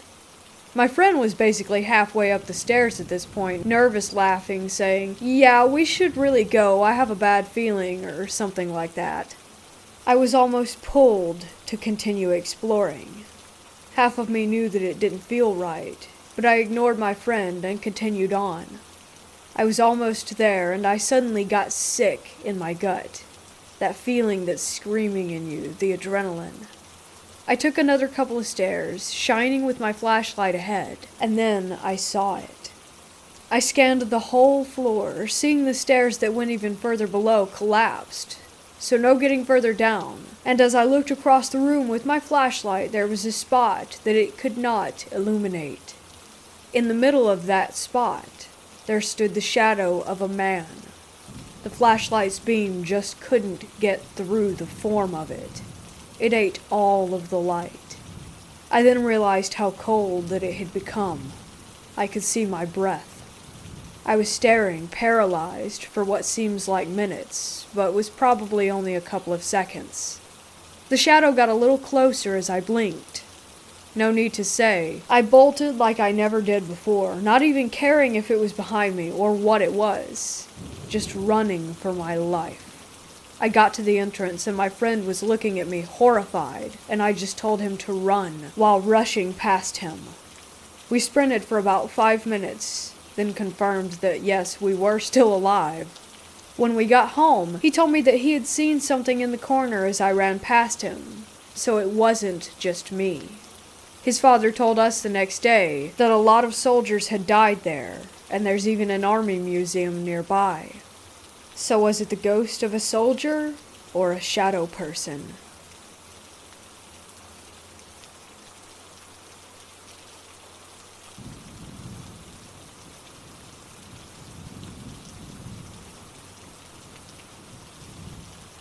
I bought a replica of Ivan the Terrible and his son, an old piece of macabre art from Russia back in the day, and hung it up on my wall in a huge portrait behind me yesterday.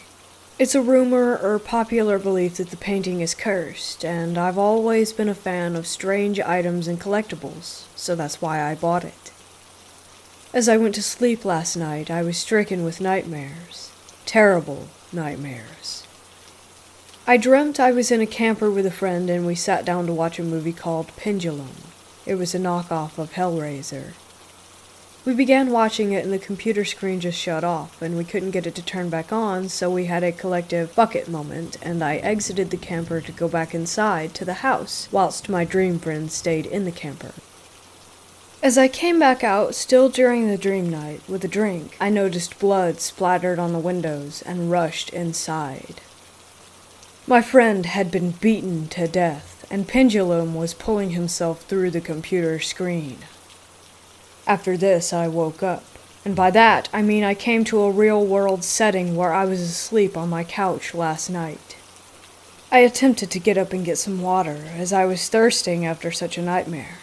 I made it to the kitchen, cracked it open, and let it hit my lips, and then suddenly, I was on the couch, again. In my mind at that moment, I considered that I had actually woken up. I sat up and walked into the kitchen again, cracked open that same water when suddenly the refrigerator opened beside me, and I knew I was dreaming then. I woke up on the couch again, real as day, except it wasn't as I went to drink that water again, and woke up on the couch again. After this is where it really started to get frightening. I considered that I was stuck in a loop. Except this time I went to get up for water and walked past that area with the painting, and noticed that it was gone. This let me know I was still dreaming, and that I had another false awakening. I woke up for the water once more and started across the living room when I looked to an open doorway that I hang colorful beads from, and in the dark room veiled by the hanging threads was Pendulum. That woke me again. This time I ran to the window and looked out to see cops rushing down my small street to the neighbor's house. My neighbor shot and killed her husband in the front yard 2 weeks ago, and that woke me up again. After waking up a few more times for water, I tried to go outside after another loop, except when I opened the front door, it was pitch black. Then car lights turned on and sped toward me. As I was about to get smacked with someone's F-150, I woke up again. At this point, I stopped trying to go anywhere and just kept trying over and over and over to slap myself truly awake. After looping for another 30 times or so, I eventually actually woke up and was relieved.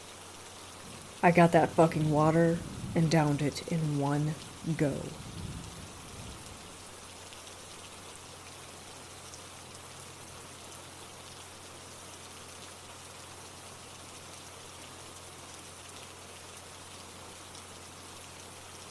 My dad was a pastor at a church for 4 years. Many people had died in this church before we got there. Over the course of these 4 years, some of the craziest, inexplicable stuff happened. I'm here to tell you a few of the best stories. My parents went to Maine every year. I had gotten tired of the trip and decided to stay home. I went over to the church to grab some snacks from the back of the old sanctuary. There were 2 sanctuaries. One was about 90 years old, and the newer one was about 50 years old. Anyways, I went to the back where the snack booth was. Mind you, this was the middle of the day, so it was completely lit up through the stained glass windows. I bent down to grab some drinks from the mini fridge under the counter. When I stood back up and turned to walk out, I saw this figure standing in the doorway. It had no nose, mouth, eyes, or ears. It was just a bald head wearing a long, dark robe. The moment I laid eyes on it, it vanished. It's safe to say I ran out of there as fast as humanly possible. Another time my cousin came over to spend the night at my house. We wanted to play PS4, but the other controller was over at the church. So we walked over there through my yard. It was pitch black out. When we opened the door, we might have made it 2 or 3 feet in before we heard the loudest, spine-tingling scream that I have ever heard coming from the back of the new sanctuary. We ran back outside and back into my house so fast. My cousin was on the verge of crying and kept saying that he was never going back into that church again. The church had a preschool in it. They would change out the toys in the classes every now and then so that the kids wouldn't get bored of them. One time the teacher took one of the kids upstairs to help her pick out some toys for the rest of the class. The old classrooms upstairs were used for storing said toys, extra chairs, and old desks at the time, so there was no one else up there except for the two of them. As the teacher was grabbing the toys, the kid that she had brought to help said, "Hey, look at those kids playing with the toys over there." These are just a few of the experiences that people have had. I could sit and write out hundreds of paranormal experiences linked to that church, however, if I had the time.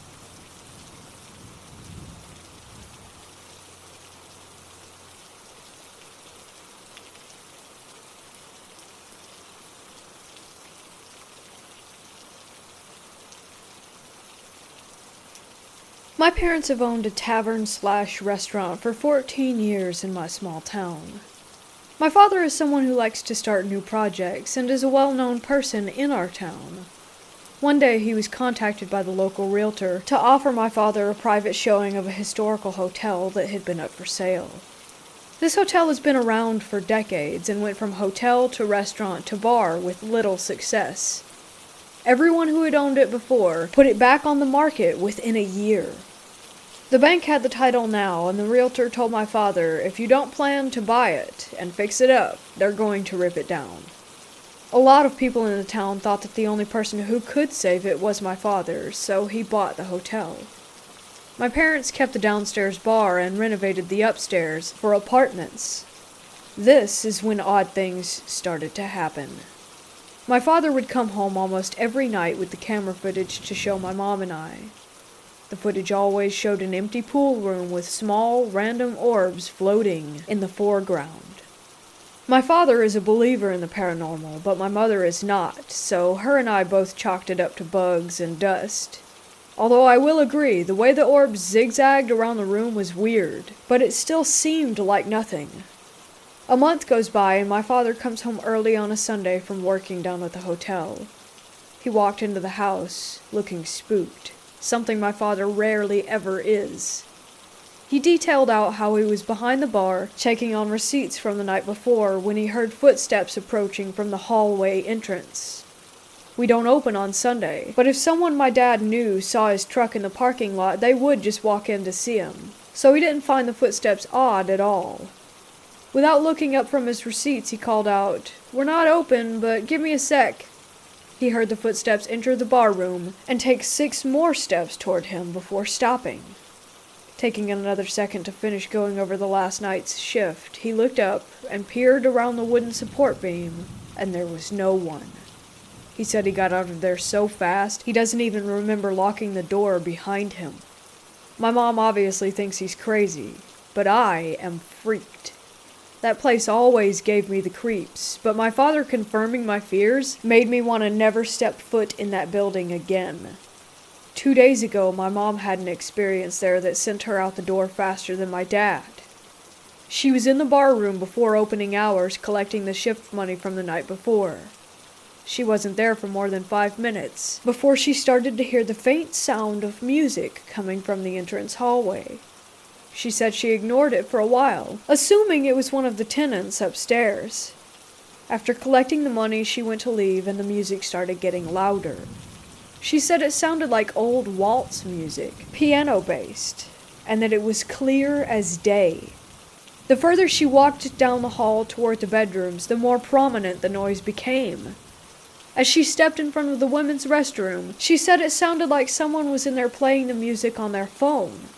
By this time, my mom was sufficiently freaked out and ran out of rational reasoning behind what it could be. Just as she was about to open the door, she said she heard the water turn on and off twice before she left the building. In the parking lot, she called my dad to come down, certain that someone had been in there with her. But when he came to check it out, no one was there. Now my mom is a believer, and we are both properly terrified of that creepy old hotel.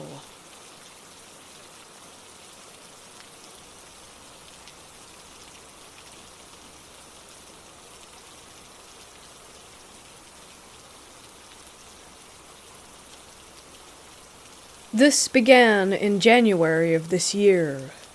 I live on the front range of Colorado, meaning that once the mountains stop, it's basically plains for miles and miles. There are a lot of small roads and strange dead ends around these parts, and one of these is a favorite of me and my friends as it goes a long way out from the main road with basically no reason for anyone else to be there. This privacy is great for any variety of teenage shenanigans.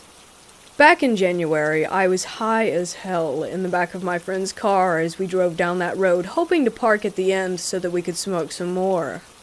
As I was staring out the window, I swore that I could see the silhouette of a tall, strangely proportioned person running alongside our car. It was far out in the field, and I convinced myself that it was just my inebriated mind playing tricks on me so that I wouldn't freak out. And I didn't tell my friends so that it wouldn't bother them. We parked there for a few hours, lights off, and then went home with nothing else amiss. This actually makes me want to die now. Tonight I was headed back out to that spot with my girlfriend, both of us in separate cars. My drive up was pretty uneventful, but there was some fog that made it pretty spooky. Once we parked, my girlfriend hopped into my car and was obviously super freaked out. Once I got her to calm down, she told me what had happened. On the drive up, she looked out her window and saw a tall, dark figure, exactly like what I had seen 11 months ago, but this time, it was just standing there, staring. As soon as she made eye contact with it, her car radio turned to static. She pretty quickly turned it off and hauled ass to meet up with me. I cannot stress enough how little she believes in the supernatural, so seeing her as freaked out as she was definitely left me a little uneasy. I helped calm her down, and then hopped out of the car to take a piss. I know, literally the stupidest move ever, but at the time, I hadn't remembered what had happened to me previously, and I really had to pee. While I was out there, I definitely felt like something was watching me, but I'm a generally anxious person, so I brushed it off, as I was only going to be out there for like 30 seconds. When I stood up and went back to my door, my girlfriend looked absolutely terrified, and she was staring over my shoulder, not at me. My first thought wasn't anything supernatural. We're both girls, so I assumed that some creepy rapist had crawled out of the grass and was standing right behind me, waiting to hurt us. When I tell you I flew into the driver's seat, I really mean it. My flight reflex took 100% over. I slammed the door, looked over at her, and yelled, "What?" As far as I could tell, there wasn't anyone there. She told me that she had heard faint, female voices coming from the grass, exactly like ours. We were in an open plain, so there was no way that it was an echo. Whatever was out there was mimicking us. The mimicry is what did it for me, and I knew that we had to leave ASAP, especially as I had deciphered my hazy memories of the last time that I saw whatever it was. I didn't tell my girlfriend exactly what was wrong, just turned around so that my headlights were on her car so that she could get out there quickly. Once we were safely away, I called her and told her my thoughts. We're both incredibly spooked right now, obviously.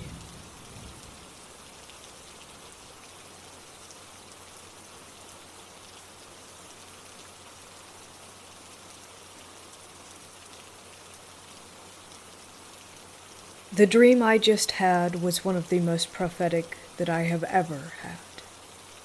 I have gotten into the habit of listening to historical documentaries while I sleep, and one of them just made its way into my dream. Let me explain. I was sitting on a bed in a broken-down old house when I started hearing an animal screaming in pain outside. I run to the window, and I see an older man, and who I can only assume is his wife outside this house, with a strongly malnourished panther that is on the ground in front of them. The older man has a whip, and is raising it up before I yell to stop, and the panther jumps up, climbs up the side of the wall to my window, and the large jungle cat climbs inside. I start to close the window, and the man starts to scream to give me his animal back to him. I only flip him the bird, and then turn to help the animal. I leave to go get some meat and a bed and whatever else I think the animal might need when I get back. It's nighttime. I walk back in and I see the Panther laying with his head on my pillow, asleep. I turn around to put the stuff down and close the door, and when I turn back, he's sitting up, staring at me. I apologize to him for waking him up, and I show him the meat. I tell him that I don't want him chewing on me next time he gets hungry, and he says, I couldn't.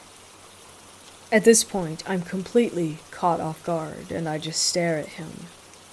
He continued, You saved me. I would never eat you. My name is Ramses. I smile at him and introduce myself while placing the meat in front of him. As he finishes up, he looks up at me and says, Thank you. I wish I could be here on happier terms, but I have a message about this world and all of its humans. This world will have to face judgment in an endless desert. So much was given, and so much was ruined. Now there will be nothing. I'm sorry. I let him know that I understood, and I thank him for his message. Suddenly, the house around me begins to shake and crumble. Just before a large piece of wall falls on me, I wake up.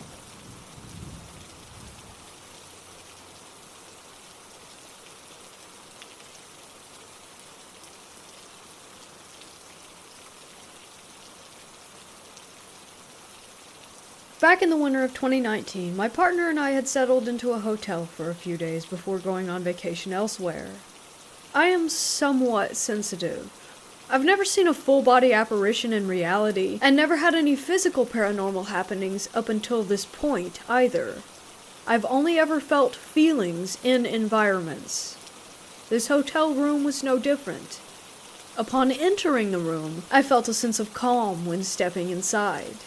However, there was also a sense of curiosity.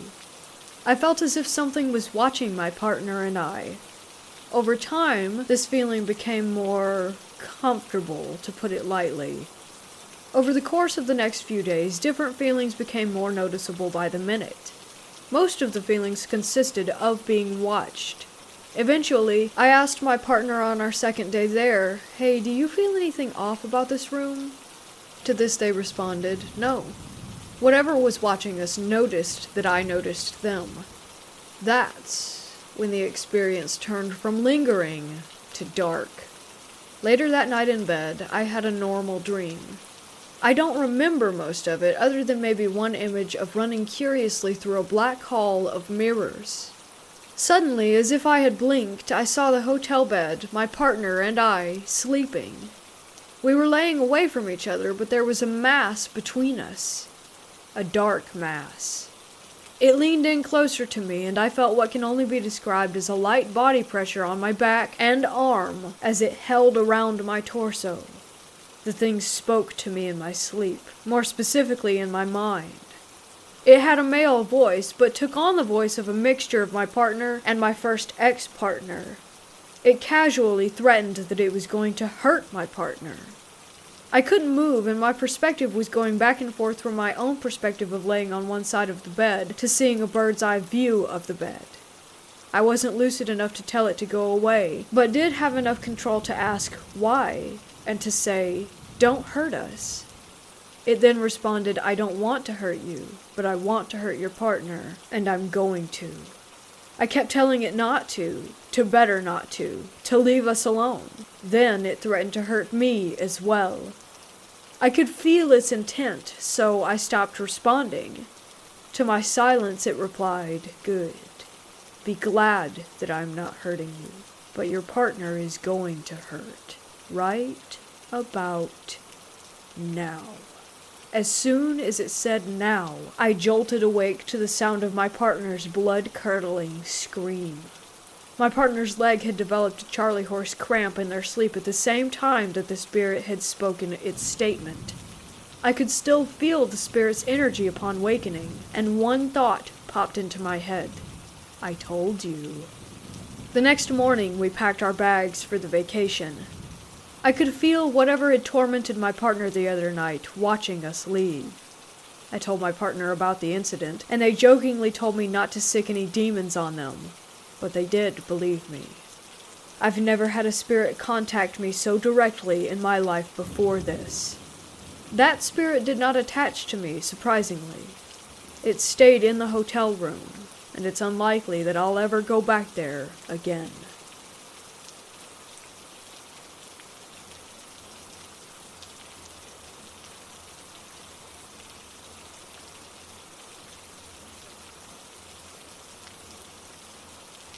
As a kid growing up, I dealt with anger problems and would always let my emotions get the best of me, so my mom would always send me off to these residential programs. However, they weren't all that bad. If you did good, you could go on these what they called passes. It's when if you do good, you can come home for X amount of hours. So I was doing good, and already had been on a few of these passes, and I got to come home for 48 hours. It was Halloween and me, my mom, my sister, and a couple of friends got together and went to this haunted house. So when we arrived, there's a line of people who are waiting to enter, and I had to take a leak really bad because I had sat in the car for hours waiting to get there. I walked to the side of the building, and there's nothing but woods literally growing next to the building, like there were tree branches leaning against and on the structure. So, as I was taking this long leak, I heard something step on a couple of sticks, and I noticed a dark shadow figure on all fours creeping up toward me. It looked kind of like a human on all fours, but this was definitely not a human. Like I said earlier, I've dealt with a lot of problems during my childhood. I didn't even have a childhood, so I was very different from a lot of people in so many ways. I didn't have a big reaction to it. I just kind of watched it and made sure that I wasn't seeing things. I tried to keep an eye on it and called my friends over to where I was to get a look. They were caught up in a conversation though and weren't paying attention, so I tried to run over to get them and get their attention and then run back to make sure this thing was still there. By the time I got them and ran over to the area, there was nothing. This thing had disappeared without a trace. I couldn't even explain to them what just happened. They didn't pay much attention to me after that. A couple of weeks went by and I just forgot about it and let it be.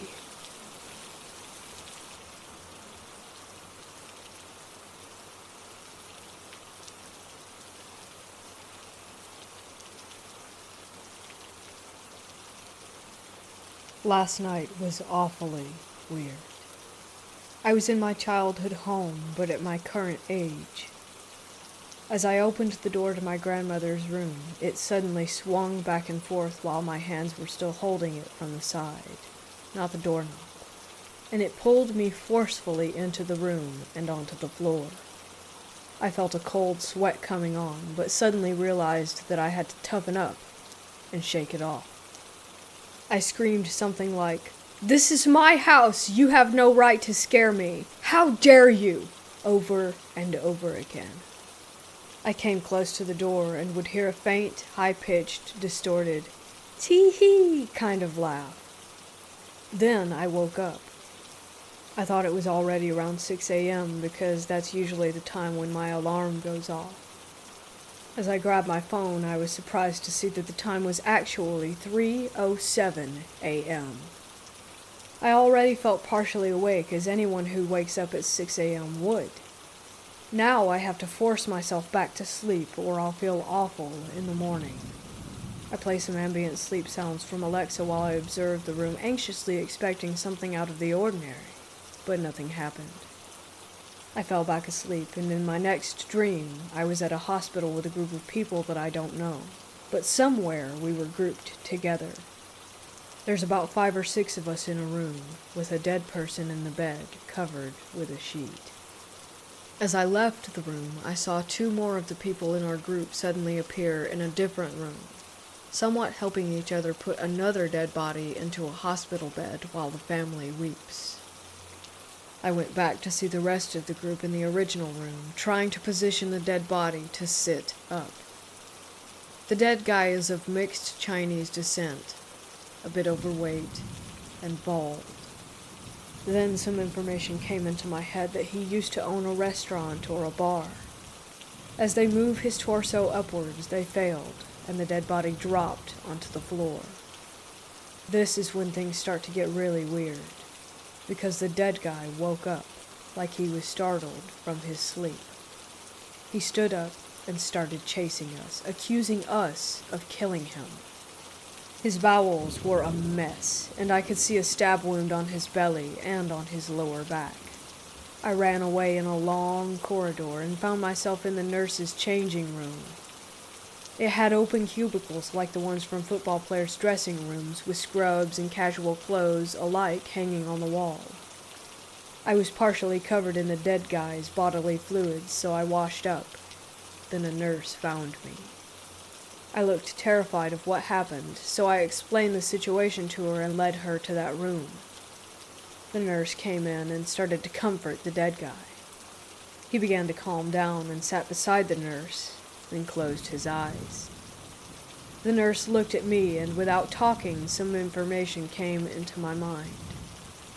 I learned that he was a hopeless case, so they just let him lie down until he dies, as he was already in the process of dying when we startled him. After that moment, I woke up, and this time it was truly 6 a.m., 6:30-ish already. I didn't feel any dread as you would in a nightmare. I did a bit of research on dream meanings, but I felt that it didn't fit with me. Then I found out the significance of 3:07 a.m. from the movie The Conjuring, so I thought the exact time was just a coincidence, since it's just a movie.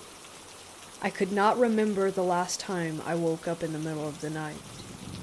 It would be very, very rare that it's not worth remembering.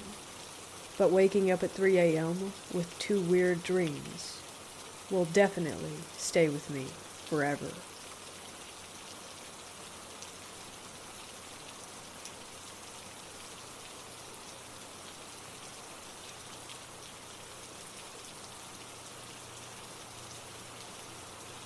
This happened about 9 years ago. My mom had made this friend who claimed to be psychic. I've never really believed that she was, but that's a completely different story to tell. Anyway, she said that she enjoyed going ghost hunting.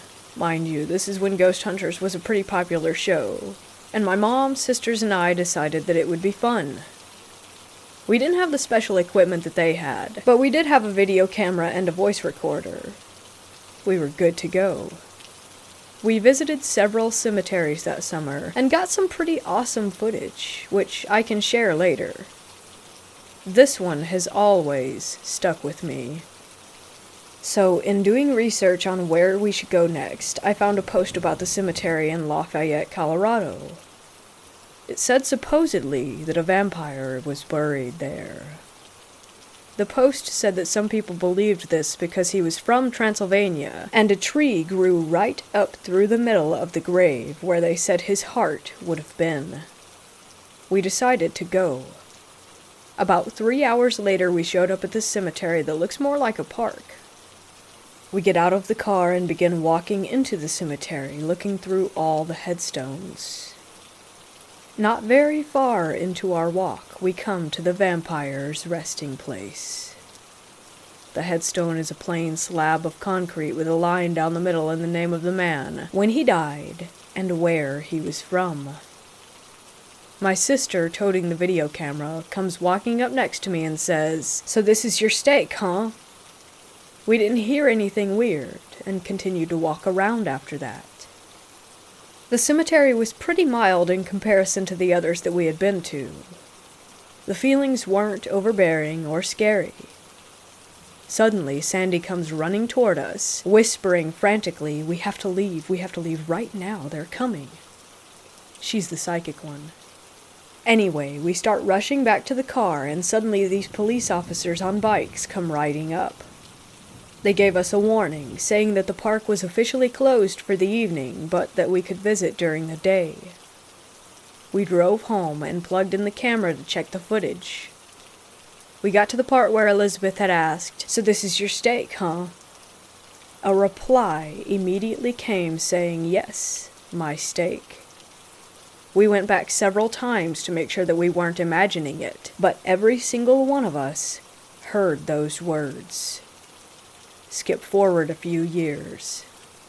I was taking my mom to the dentist, and when we got there in the waiting room, there was a book of the most haunted places in Colorado. Well, of course it piqued my interest. During her visit, I scanned the book, and about halfway through, I came to the page about the Lafayette vampire. The crew who investigated his grave had asked a similar question to Elizabeth's, and the response that they got, wait for it, yes, my steak. I started laughing. We were so sure that we had imagined it because we had wanted to hear it. But there's no imagining two separate groups of people who got the same exact response. If you ever get to Lafayette, Colorado, check it out. The cemetery isn't a scary or overly creepy one, but the response that you get from the vampire is real. The man or men in the grave weren't actually vampires. They were mine workers. And if I remember correctly, they died of the 1918 Spanish flu. They were poor and didn't have the money to send their bodies back to their homes for burial, so they are buried here. I hope you enjoy this one as much as I have for the last several years. It's definitely one moment or two that I will never forget.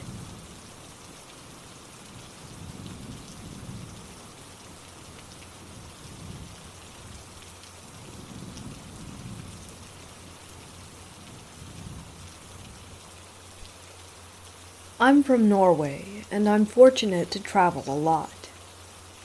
During my travels, I've seen the same dad and son on 3 different occasions, 3 different continents, in 3 different decades. And they looked exactly the same each time. So the first time I saw them was in New York, back in 1999. I took an escalator in a mall near Times Square. I was going down, they were going up. All 3 of us stared at each other until I reached the bottom, and they, the top. Fast forward to 2009.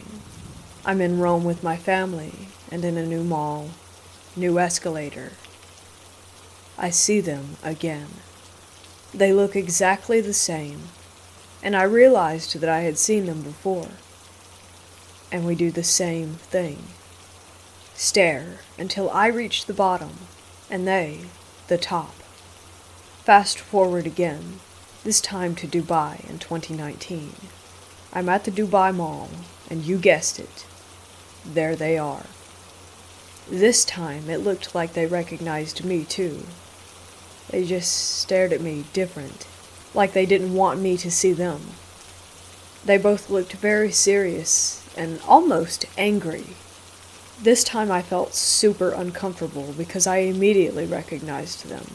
And this is 20 years after I saw them the first time, which raises a few questions. First of all, why do I keep seeing them in the exact same situation? Why don't they age? Is it just a coincidence? Why always on the escalator? And why do they stare at me until I'm out of sight? The weird thing is that in the malls I've seen them in, you usually walk around for a few hours, but I've never seen them anywhere else besides the escalator. Also, the son looks to be around 14 or 15. That's why it's so easy to see that they hadn't aged a bit. Kid was still 14 or 15, 20 years later.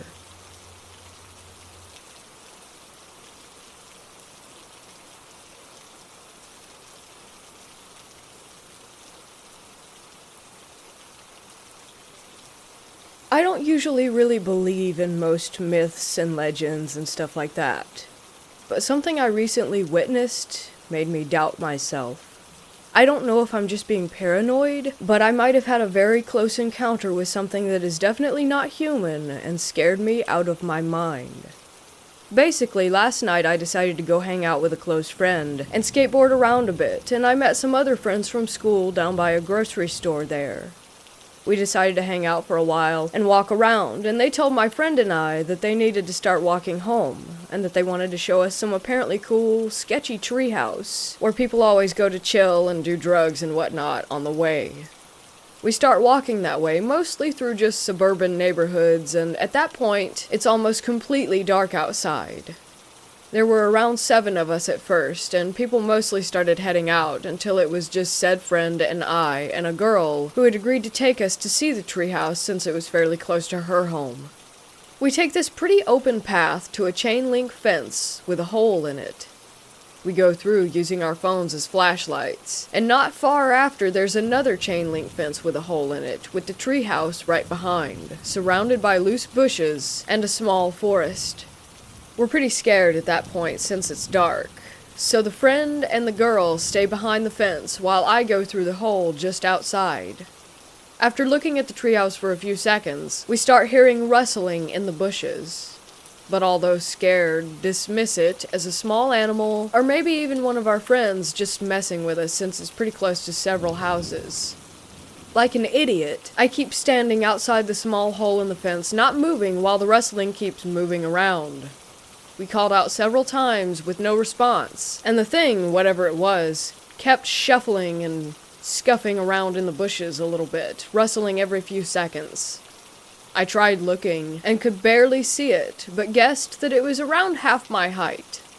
It kept on, and after a bit we realized from the footstep patterns that it has begun to walk on 2 legs. This just about does it for us, and we get out of there, looking behind us every couple of seconds. On our way back, said friend told me earlier by the treehouse that he had caught a glimpse of something moving that was a whitish-gray color, a bit bigger than a large dog. I visited this treehouse again today with a couple more friends, and actually went up this time. But gladly, we didn't see or hear anything. And yes, I know that I would be the idiot to die in a horror movie.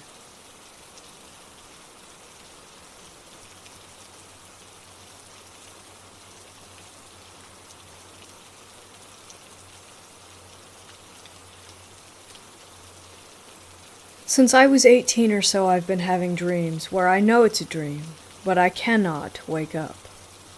Once, I dreamed that I was sleeping in my bed at my parents' house, and suddenly I woke up in the dream, and everything was normal. TV on, door slightly open, but there was a weird feeling in the room, which I ignored. I tried to get back to sleep, but my conscience told me to turn my head to the door, which I did. It was slightly open again, but this time it was opening a little more every second that passed, and a dark presence was on the other side of the room. At this point I freaked out, jumped out of my bed, and tried to get out of the room, but something was holding me back, and the path from my bed to the door seemed eternal. Suddenly everything stopped, and I woke up again in the same position I dreamed of first, TV on, door slightly open. I was still dreaming, and the same thing happened again. Door slowly opening, and me trying to run away from the room through a never-ending path from my bed to the door, with a weird feeling of someone watching me all along.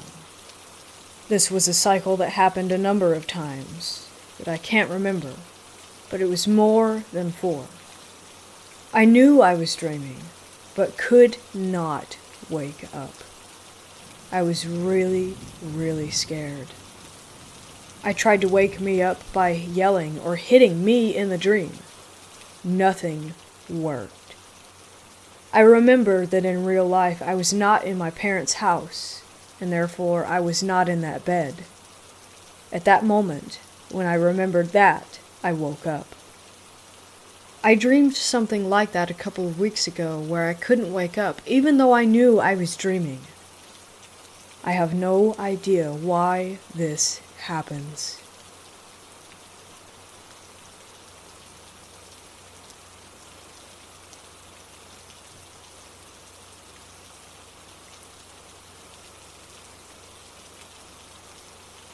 I live in-house of an animal shelter as I'm the on-site vet and do most of the dog's medical needs. We're a non-profit organization, so the majority of our money comes from adoptions, but we are also located out in the middle of the desert with about 20 acres, give or take a couple of acres. I started working here last month, and I have had so many strange occurrences during my nighttime walkthroughs. Living on site means that I room and board here, and typically you get rats and squirrels, small vermin who will poop and agitate the animals. But last night, I was walking around with my flashlight, and one of the dogs who is very calm and chill, his name is Gizmo. He sort of protects me as I've had a raccoon attack last week and had to get a couple shots and some stitching. He comes with me for protection as he's a guard dog of sorts. He's a pit bull terrier. I was counting our dogs and double-checking everyone had gotten their meds, and the cages were locked. I got to the back where trucks can pull in and go out onto the open lot and see what I assumed was a very large dog. I thought that it was one of our big dogs that got out of his pen, so I approached it, but Gizmo started growling and whimpering and pulling back. I flashed my light, and the dog was hunched over still. I pulled Gizmo and he wouldn't budge. I walk over to the kennel where I thought the dog had escaped, but the fuzzball was in his pen. I flash the light in the direction of the dog again, thinking that it's a stray, and see it standing on its hind legs. I don't think anything of it, but that it's a big dog, and that it'll tear Gizmo to pieces, so I release him from my waist leash, and he takes off back to the gate, and sits there whimpering and barking still. I turn to look back at the dog, or thing, and keep my light shining, and get my phone out and have 911 ready to dial. That thing stood tall on its two hind legs, and honestly, I was probably stupid to go closer. I got closer, but it started running away on its two hind legs, and it just sent chills down my spine. Gizmo came back to me, and started pulling me away. As I closed and locked the fence, I felt like it was out there again, and so I walked back quick to my room, and let Gizmo sleep with me. My boss told me it's my mind playing tricks, but I didn't tell her Gizmo saw and felt the presence as well.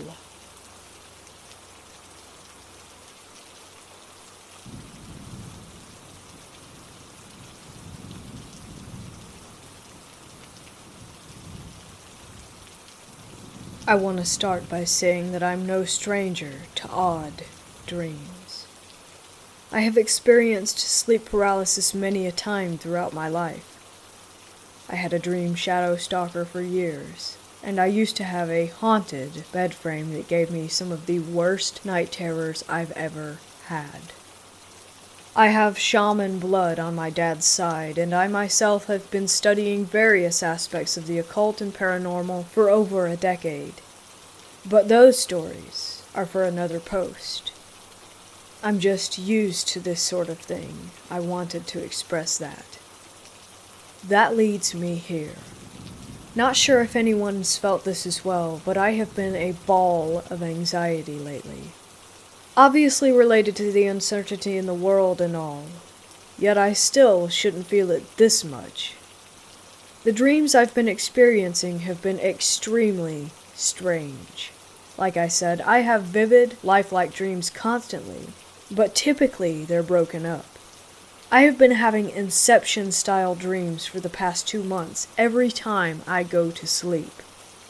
Like I'll dream of actually waking up and going about my day, but then I actually wake up. It's so disorientating. Last night, I had a very weird dream. The strangest of them all. I can't recall what I was doing, but I remember distinctly being in a dark, dusty room. The only part I truly know is that there was some kind of box or container with a lid in front of me. Everything was in first person. It felt so real. I lifted the box, and laying in it were 2 dead gray mice. They were stiff and curled towards each other, like a heart almost. That's all I can remember. I only remembered specifically because my significant other said something about a mouse this morning. I did some investigation and read that this could mean a period of financial instability, but was curious to see if anyone else had any ideas.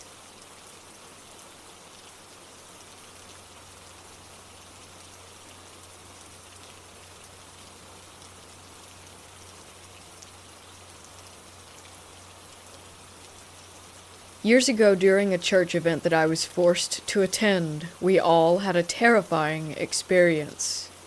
The setup was that boys slept anywhere they wanted to downstairs, and the girls were free to sleep wherever they wanted to upstairs. Some rooms were locked off, however, as the church was being renovated at the time. Anyway, it didn't matter too much, because we were just a small group. Night rolled around and us girls migrated into the nursery while most of the guys crashed in the indoor gym/basketball court. Only one guy couldn't sleep. Above the basketball court are windows to another room that was locked off, and the guy kept seeing flashing lights as well as the silhouettes of people looking at him. He didn't stay in the gym for very long.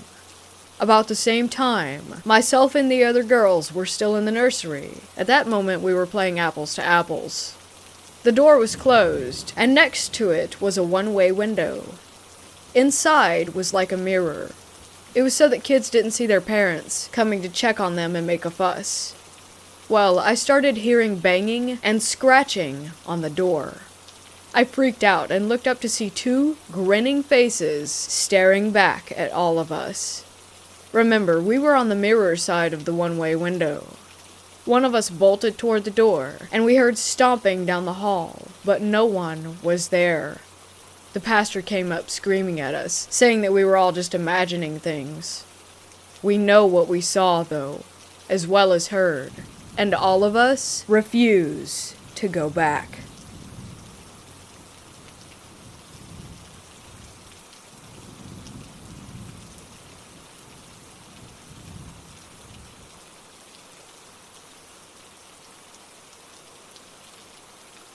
When I was 15, I traveled to Europe with my family. We stayed in Ettal, Germany, in a small inn for a few nights. My parents had a double bed on the second floor. My sisters had the double bedroom next to theirs, and I was lucky enough to have a single room all to myself at the far end of the hall. When we went to check into our rooms, as soon as I entered the hallway our rooms were in, I remember almost feeling as though I had walked into a wall of, I'm not sure what to call it, bad energy. I just felt so unnerved and uneasy in that hallway, but I passed it off as an overactive imagination. I slept the first night without any issues, other than just waking up a few times. The next morning at breakfast, one of my sisters mentioned feeling really uncomfortable in the hallway, almost as if the air were crushing her. That unnerved me even more, just knowing that I wasn't the only one who felt weirded out. Plus, she was an adult at the time, so it further cemented into my head that that wing of the hotel was odd. Later that night, I'm sleeping peacefully when at about 2 a.m., I'm woken by something ripping the covers off of me and being jerked about 2 feet toward the end of my bed by my ankle. At first, I thought someone had broken into my room, because when I turned toward what had grabbed me, a huge, looming black shape was visible in the darkness, as if a man were in there with me. I frantically flipped the light on, only to have there been nothing there. The window was locked from the inside. There was no one in the closet or the bathroom, and my room was also still locked from the inside. I stayed up the rest of the night, terrified.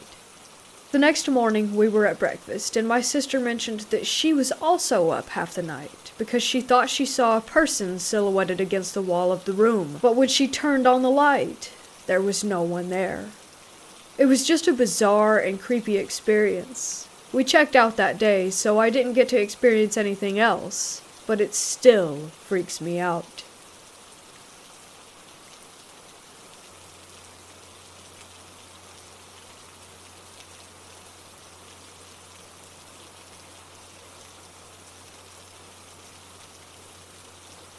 Since the pandemic, the church my parents attend has been recording their Sunday morning worship earlier in the week, and then the minister will edit and publish it on social media on the actual service day. This past Wednesday, we recorded the worship music. I'm one of the 3 singers that we have, and my mom is the pianist. While in the middle of recording our first song, we all hear a man yell, "Stop." I look over in the direction that it came from, somewhere off stage to my left. See nothing, and then we just finish up the song. After we finish the song, one of the other singers goes, "Did you hear that?" All 5 of us, including our other instrumentalist, my mom, and the 3 singers, all said yes. The saxophone player was suggesting that it was a wrong note that we had played, or possibly a weird squeak as the building settled. None of us were really convinced, though. Fast forward to this Sunday. My mom and I watched the service and realized that the noise couldn't have been from the sax because the sax has a microphone and would have been very audible on the video. We noticed where the two of us looked over at the noise, and we even replayed that section a couple of times with the volume raised. Both of us could hear it, just barely, beneath the sound of the music. This was by far the freakiest thing that I have ever experienced in that church, and none of us will ever be finding ourselves alone in that building again.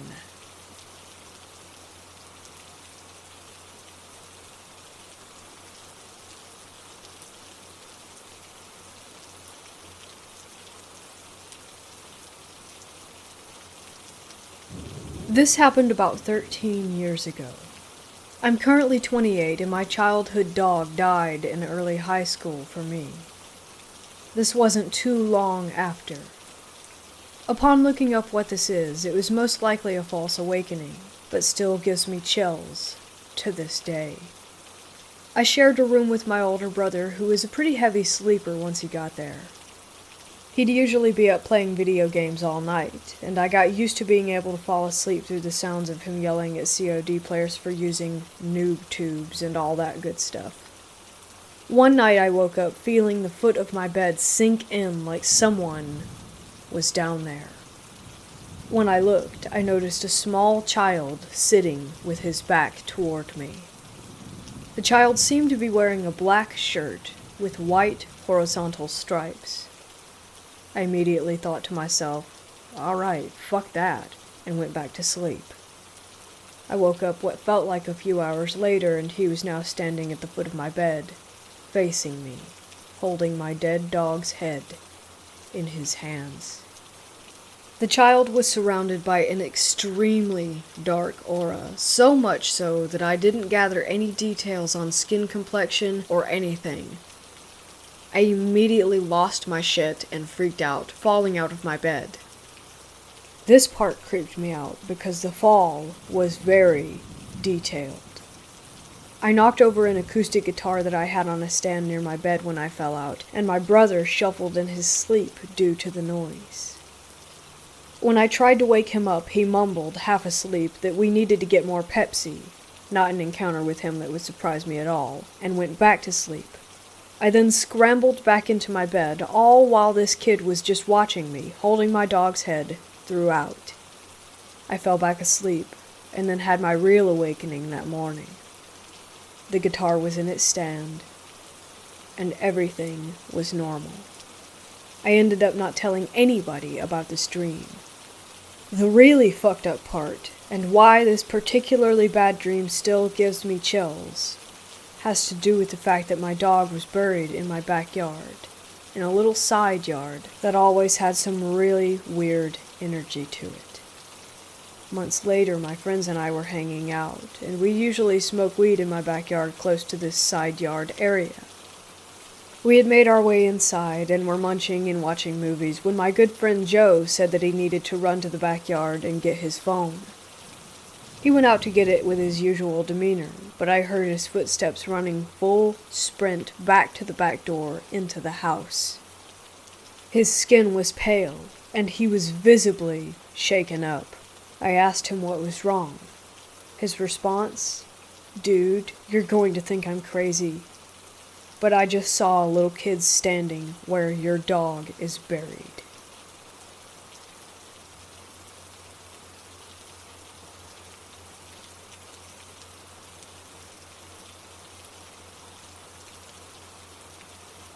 Some weird shit happened to me about a year ago, and I haven't shared it with anyone because I'm afraid they'll think I'm crazy or not believe me. Anyway, at a family gathering at my grandma's house, my mom and I decided to go get some KFC for the family around noonish or so. Once we pulled up to the drive-thru, we waited for a little bit, and nobody was talking to us through the speaker thing. So after waiting, we decided to just pull up to the window. We noticed no one was there, so we thought, okay, fuck it, let's go inside. As we walk up, we see the whole restaurant looks closed, and the doors were locked. Lights are all off, and it's empty. No customers, no employees. There was even a row of high chairs that were put up on the counter, like when a restaurant is closed. We basically said fuck it again, and decided to go get pizza. About 20 to 30 minutes on our drive home from getting the pizza, we pass the same KFC, and my mom sees that it has cars in the drive-thru. My grandma was expecting chicken, so we stopped to get some chicken. Here's where it gets really fucking weird. We walk inside in order, then ask the lady why they opened so late. She gave us a confused look and said they've been open since 10 a.m. As I looked around, there were families who looked like they've been sitting there for a while, eating and chilling. I was so weirded out, I actually asked a family how long they were there for. They were nice people and told me for about an hour. My mom and I have never said anything to anyone, because we still don't know what the fuck happened. I even thought maybe the employees were late, so the cashier tried pulling one on me, but the family made me reconsider that. I don't know. Weird AF. And wondering if anything similar has ever happened to anyone.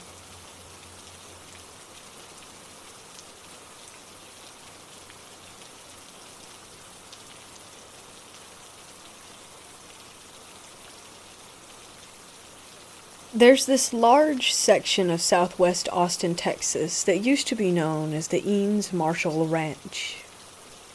There's a story to be found about a man who was murdered by bandits, and his body was buried in an unmarked grave on the side of the dirt road after being discovered by the ranch owner. Eventually, the body was found by police over 100 years later while searching for evidence of deer poaching. Thus, a local ghost story was reinvigorated and spread to a new generation. When I was in high school, my friends and I got it in our heads to go out there and do some ghost hunting before the house was torn down to make way for a church. We took a couple of disposable film cameras, along with a Ouija board, and headed out under the cover of dark. We got there a little after 11 p.m. We hung around for several hours taking photos of nothing, literally pointing the cameras into the darkness and saying, "May I please take your picture?" Click. We had a no smoking rule, and we were not using the flash for the outside shots. We made our way back inside the main house. The smallest member of the group shimmied through an unsecured window in a small side room and opened a door for the rest of us. We took some photos inside with the flash on. My friends spent a good bit of time on the Ouija board. I declined to participate in that part, and went outside. They came out and claimed to have contacted an entity through the Ouija board. I was like, okay, sure. We left after all the film was spent, and we got bored with it. We never did hear the legendary wagon or horses that supposedly come through. Nothing spooky happened at all while we were there. The next day, the cameras were dropped off at Eckerd's to be sent off for development. A few days later, the rolls came back with a lot of black nothing, which was to be expected when taking photos outside at night with no flash. There were a few shots that were taken inside the house while using a flash that had some things that you might call orbs, but those could be explained away as dust or bugs. However, the photo I'm talking about still sends chills down my spine every time I see it. We were very strict about not using the flash outside and not smoking, as I said. We wanted to have our best chance at capturing something like this without having a seed of doubt that it could have been a trick of the light or of the camera. Two of my friends who took part in the Ouija session had several unexplained glass-breaking incidents. They said it happened whenever they were talking about the entity or said its name. They were sitting in the car while parked when the passenger window formed spiderweb cracks like a rock had hit it, but no impact was heard. A few days later, glass cups fell out of their kitchen cabinets. No fronts, just open shelves. when no one was in the kitchen and all the cats were in the living room with them. More than a few of their picture frames had the glass shatter while still hanging on the wall. When they stopped mentioning the entity's name, the activity calmed down and eventually stopped.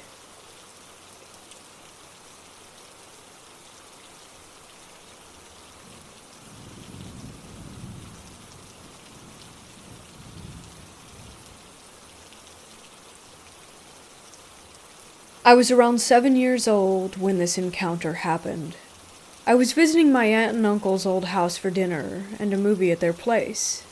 They reside in this town about 1 hour west of the city that I live in. It was around 10 p.m. and the sun had set. Darkness permeated the outdoors. I remember laying down on the couch watching a film, but I was half asleep. Before I intended on sleeping, I felt the urge to go urinate, so I made my way to the hallway leading to the bathroom. This is when things started to get weird. The hallway in the house has 2 doors on the left-hand side, and 2 doors on the right-hand side, followed by the bathroom door, which is straight ahead. The first door on the left was for storage, the second being my aunt and uncle's bedroom. The first door on the right led to the basement, and the second to the guest room. Before I made my way to the bathroom, I had the urge to look inside my aunt and uncle's bedroom, and I was in complete shock at what I saw. There was the silhouette of a slender figure dressed in what appeared to be an all-black dress suit, although it could have been anything, as this figure was darker than the darkness surrounding it. The thing was nearly 7 feet tall, but was not wearing a hat, and I couldn't make out any facial features. There was no way it could have been my family members, as they were all in the living room still watching the movie. As I was standing there in silence, the figure barely budged, and I just went on to do my business. As I left the bathroom, I looked back to see if this figure was there, and sure enough, it was gone. I bolted down the hallway and plowed my face into the pillows in fear. When my family asked why I ran into the couch like that, I mentioned that it was because I saw a ghost or something. They didn't think much of it at the time, thinking that kids, just have their imaginations. But I know what I saw.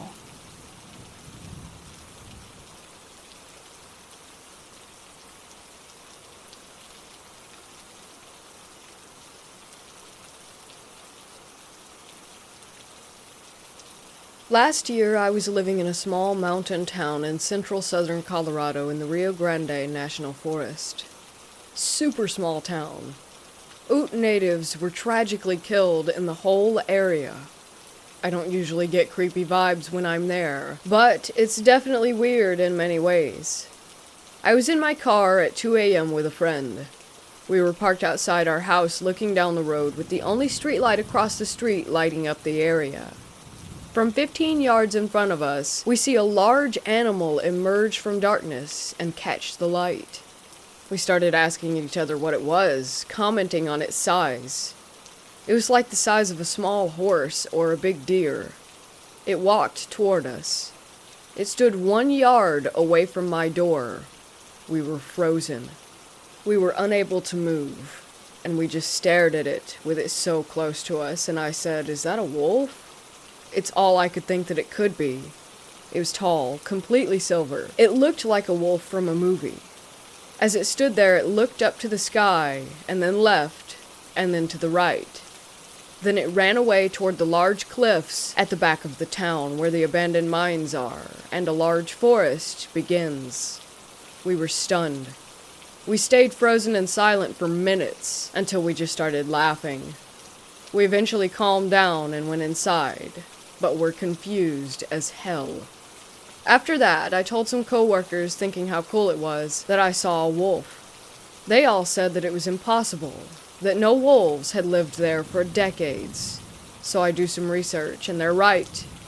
No wolves have been here for like 40 years, and it would be a miracle if I had seen one, especially a gray wolf. As I look at more pictures of wolves, my memory becomes clearer. What I saw was too tall and silver to even be a gray wolf. My friend and I have not forgotten one detail of this story. I'm sure it wasn't a dog. If it was, then that was the biggest dog in existence. I remember the world washing away as I stared at its shining fur. It was possibly the most majestic animal I have ever seen. There were chills covering my body, and I could barely breathe. Do you think that I saw a skinwalker?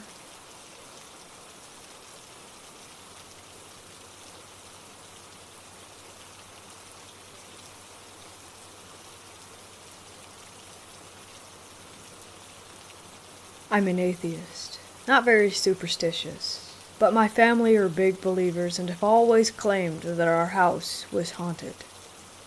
So about 2 hours ago, I fell asleep in the guest bedroom. Everyone avoids that room, but I like the ambience, so I've been spending a lot of time in there lately.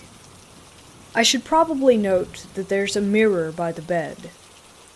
So first, I thought my mom walked in, and I remember saying, "Get out!" I know I heard the door open. I just asked her if she went in, and she didn't even know that I was taking a nap. Then, as I was sleeping, I heard whispering and scratching sounds. I started remembering things that never happened, and I could envision a lady with black hair sitting on the couch in the room.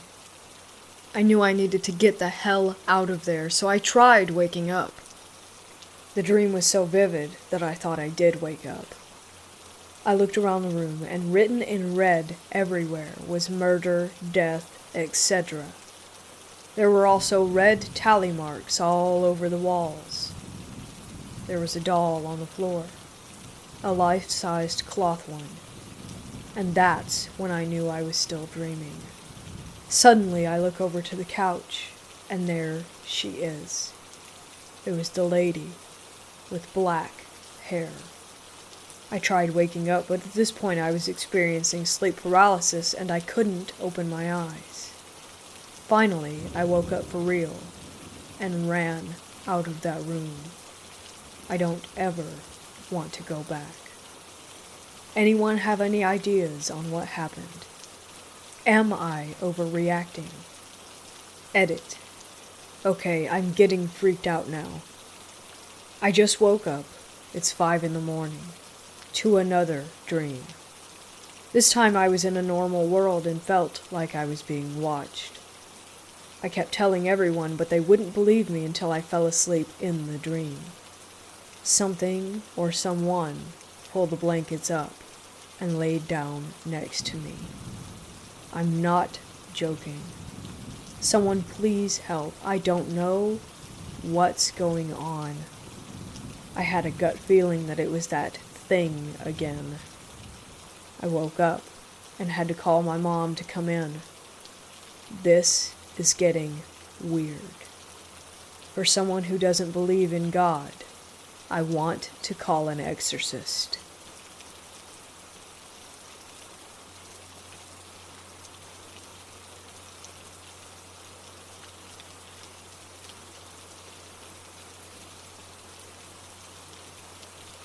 I only know this story because it was told to me by a family member. I don't have much recollection of it myself. When I was younger, my mom ran an old people's home, so we lived there and I knew a lot of the people who also lived there. When I was about 4 or 5, my family and I used to love going to visit different towns and cities, check out all the landmarks. I can't remember which town it was, but we visited the church there.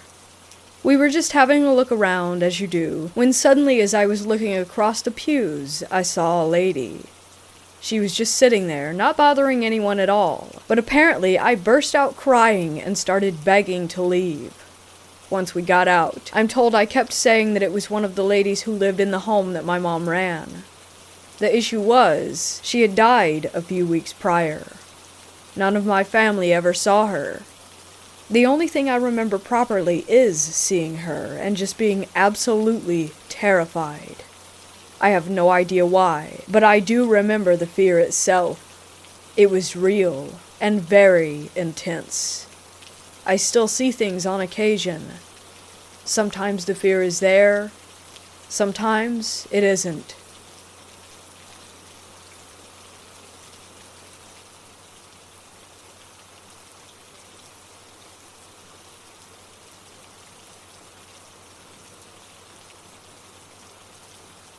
When I was about 5 years old, I used to have these scary, recurring dreams that always had the same old woman in them. The old woman had gray, curly, short hair, and she was always wearing a creepy black dress with lace on the hems. In the dreams, she would always be trying to scare me. It seemed as though she took pleasure in scaring me. A prominent one that I remember is her sitting on top of me whilst I slept, with a basket of flowers. She would just stare right at me. So only about 3 or 4 years ago, when I was about 16 or 17, that same exact woman appeared in my dream. Same scary vibe and everything. What is super creepy about this occurrence is that I hadn't thought about this woman or talked about her for so many years. It was totally random for that to happen to me. Plus, this recent dream was just as vivid as the others. Almost as though she was visiting me again through her own free will. Another thing that might not have anything to do with the dream is that when I was a child I had a black dress just like hers that would hang in my closet, and I didn't know where it came from. It always creeped me out because it looked like the scary old woman's dress. I can't remember where I got it, but I might have worn it to my grandmother's funeral, who died when I was 2 or 3.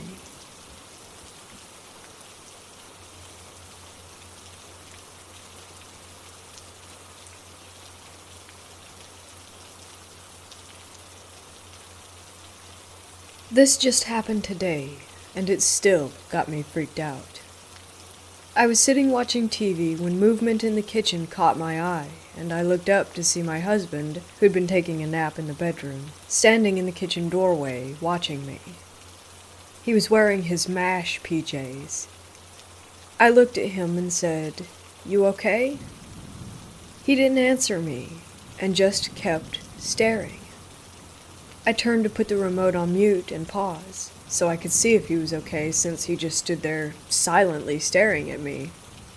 It took me about 2 seconds to do that, but when I looked up, my husband was gone.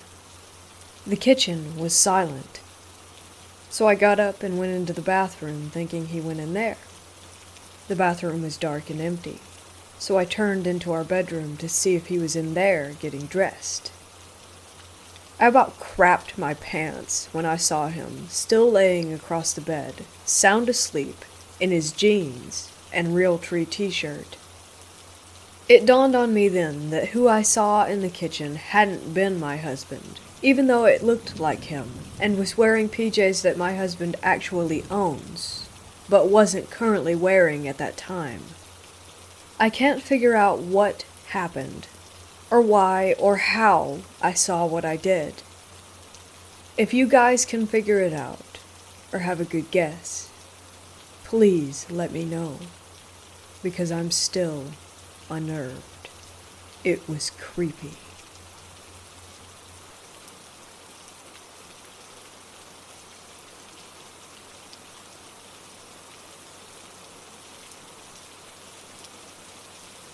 I had a dream last night that I was being shown a series of gorillas in cages. In the dream, my brother told me that they had developed new technology to allow me to feel the touch of their hands through the cages. Sort of like the suits in Ready Player One. Weird dream logic. Anyway, I'm being dragged through the enclosure and one of the gorillas strokes my head, neck, and back. The thing is, I could actually feel this sensation in my body. I have never, ever felt anything palpably in a dream. My reaction to the sensation was a deep-set revulsion. The creepy thing is that it felt like there was a creature surveying my sleeping body, stroking it like a piece of meat to play with, while imbuing my dreams with an excuse as to why it was happening. Stranger still was that when I opened my eyes after the dream, I could feel this huge hand cupped over my mouth. I felt completely powerless to the creature. It was as though it had little tangible intelligence, but I could feel its feral nature enjoying the moment.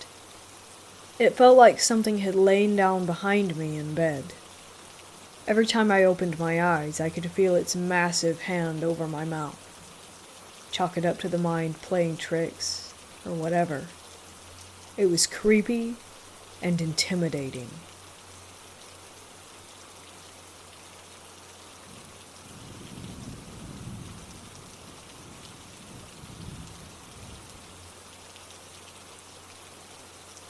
I worked at Hotel del Coronado, opened in 1888, on overnight shifts very often. We have historic pictures all over the walls of Babe Ruth, Roosevelt, Marilyn Monroe, etc. My overnight manager kept a tiny red notebook next to him every shift. Every strange occurrence that would take place would be noted. We have obnoxious ghost tours with crappy unreal stories going on all the time. But in reality, they could have just asked the night crew for some tales. We would have some items turn on and off, which was normal with old wiring. We would receive creepy phone calls. People would see figures that would disappear and hear things when no one was there. Bellmen would find children's handprints littered all over windows and mirrors when they have not seen a child all day. But one story stuck out from the others. The overnight manager was doing his laps around the halls, as he does every night. Some were curved sharp, where you couldn't see what was on the other side. It was around 3 a.m., of course, when a hooded, dark figure darted far ahead across his path. He shouted and scurried quickly. He turned the tight corner to find an empty hallway and a room door. No sign. It was just open. My manager sat, puzzled, thinking of how he had never entered that room and was curious of the layout of it. In hospitality, you must be able to describe every inch of the rooms. He wandered back to his office and scrolled through the room numbers, finally stumbling onto the one from earlier. Then he sat in shock when he discovered the room's snapshots. The first picture in the layout file was of himself on his first day of work.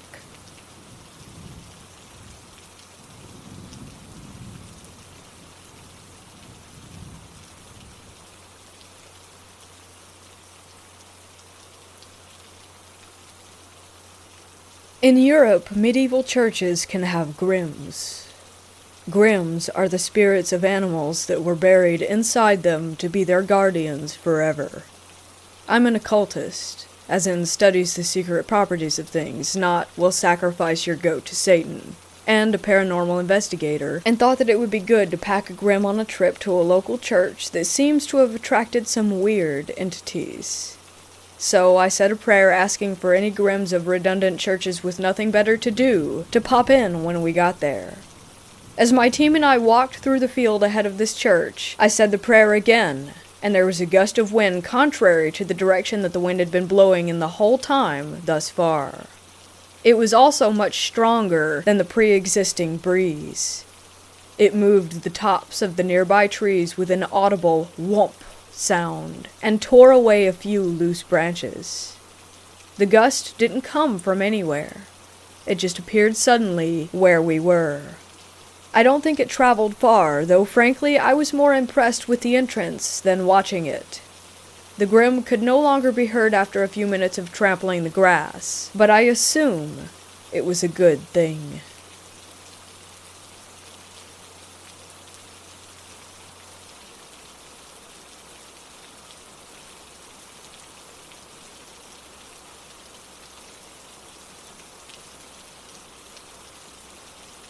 Back in 2018, I decided to move out to another state. My friend's mom said that she had seen me a few times on our street at 4 a.m. while she was driving to work. I came back in 2019 and stayed for a couple of weeks and then left to a different state. A couple of nights after I had left, my friend says that she was getting out of her friend's car to head to the front door when she sees me heading to the front door with my 2 red suitcases and the guitar case that I had. She said that once she got out, I turned around and went across the street, going in front of the headlights, where she got a good look at me. I was wearing the same clothes that I had left in, had the same suitcases, and the same guitar case.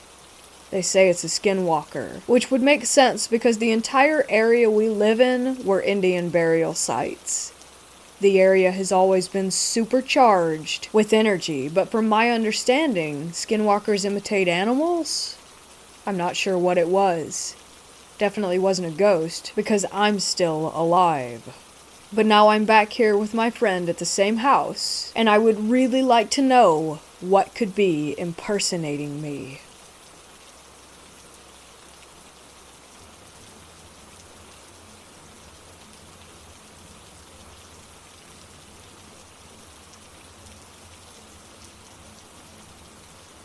It's been about 8 months since this incident.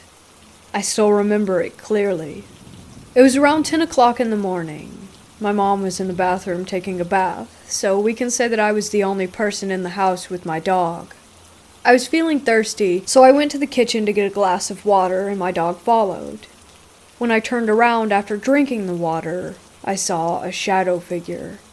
It was completely opaque, pitch dark, and had a full humanoid form. It ran from the gallery in the room that was parallel to me. At that moment, my dog started barking wildly and ran into the same room. I had a pug, and we all know pugs don't usually bark that much, but at that moment he was barking too much. I froze, wondering what to do, and when I came back to my senses I sprinted, took my dog, and locked myself into a room. Even after locking ourselves in, my dog was still growling. When my mother came out, we checked the whole house, but we couldn't find anyone. 2 months after that incident, my dog died.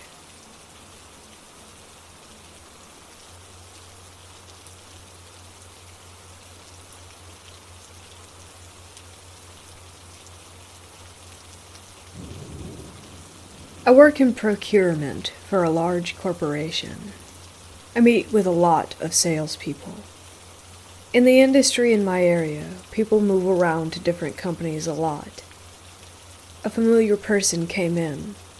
I had done a significant amount of business with him at the onset of my career 10 years ago.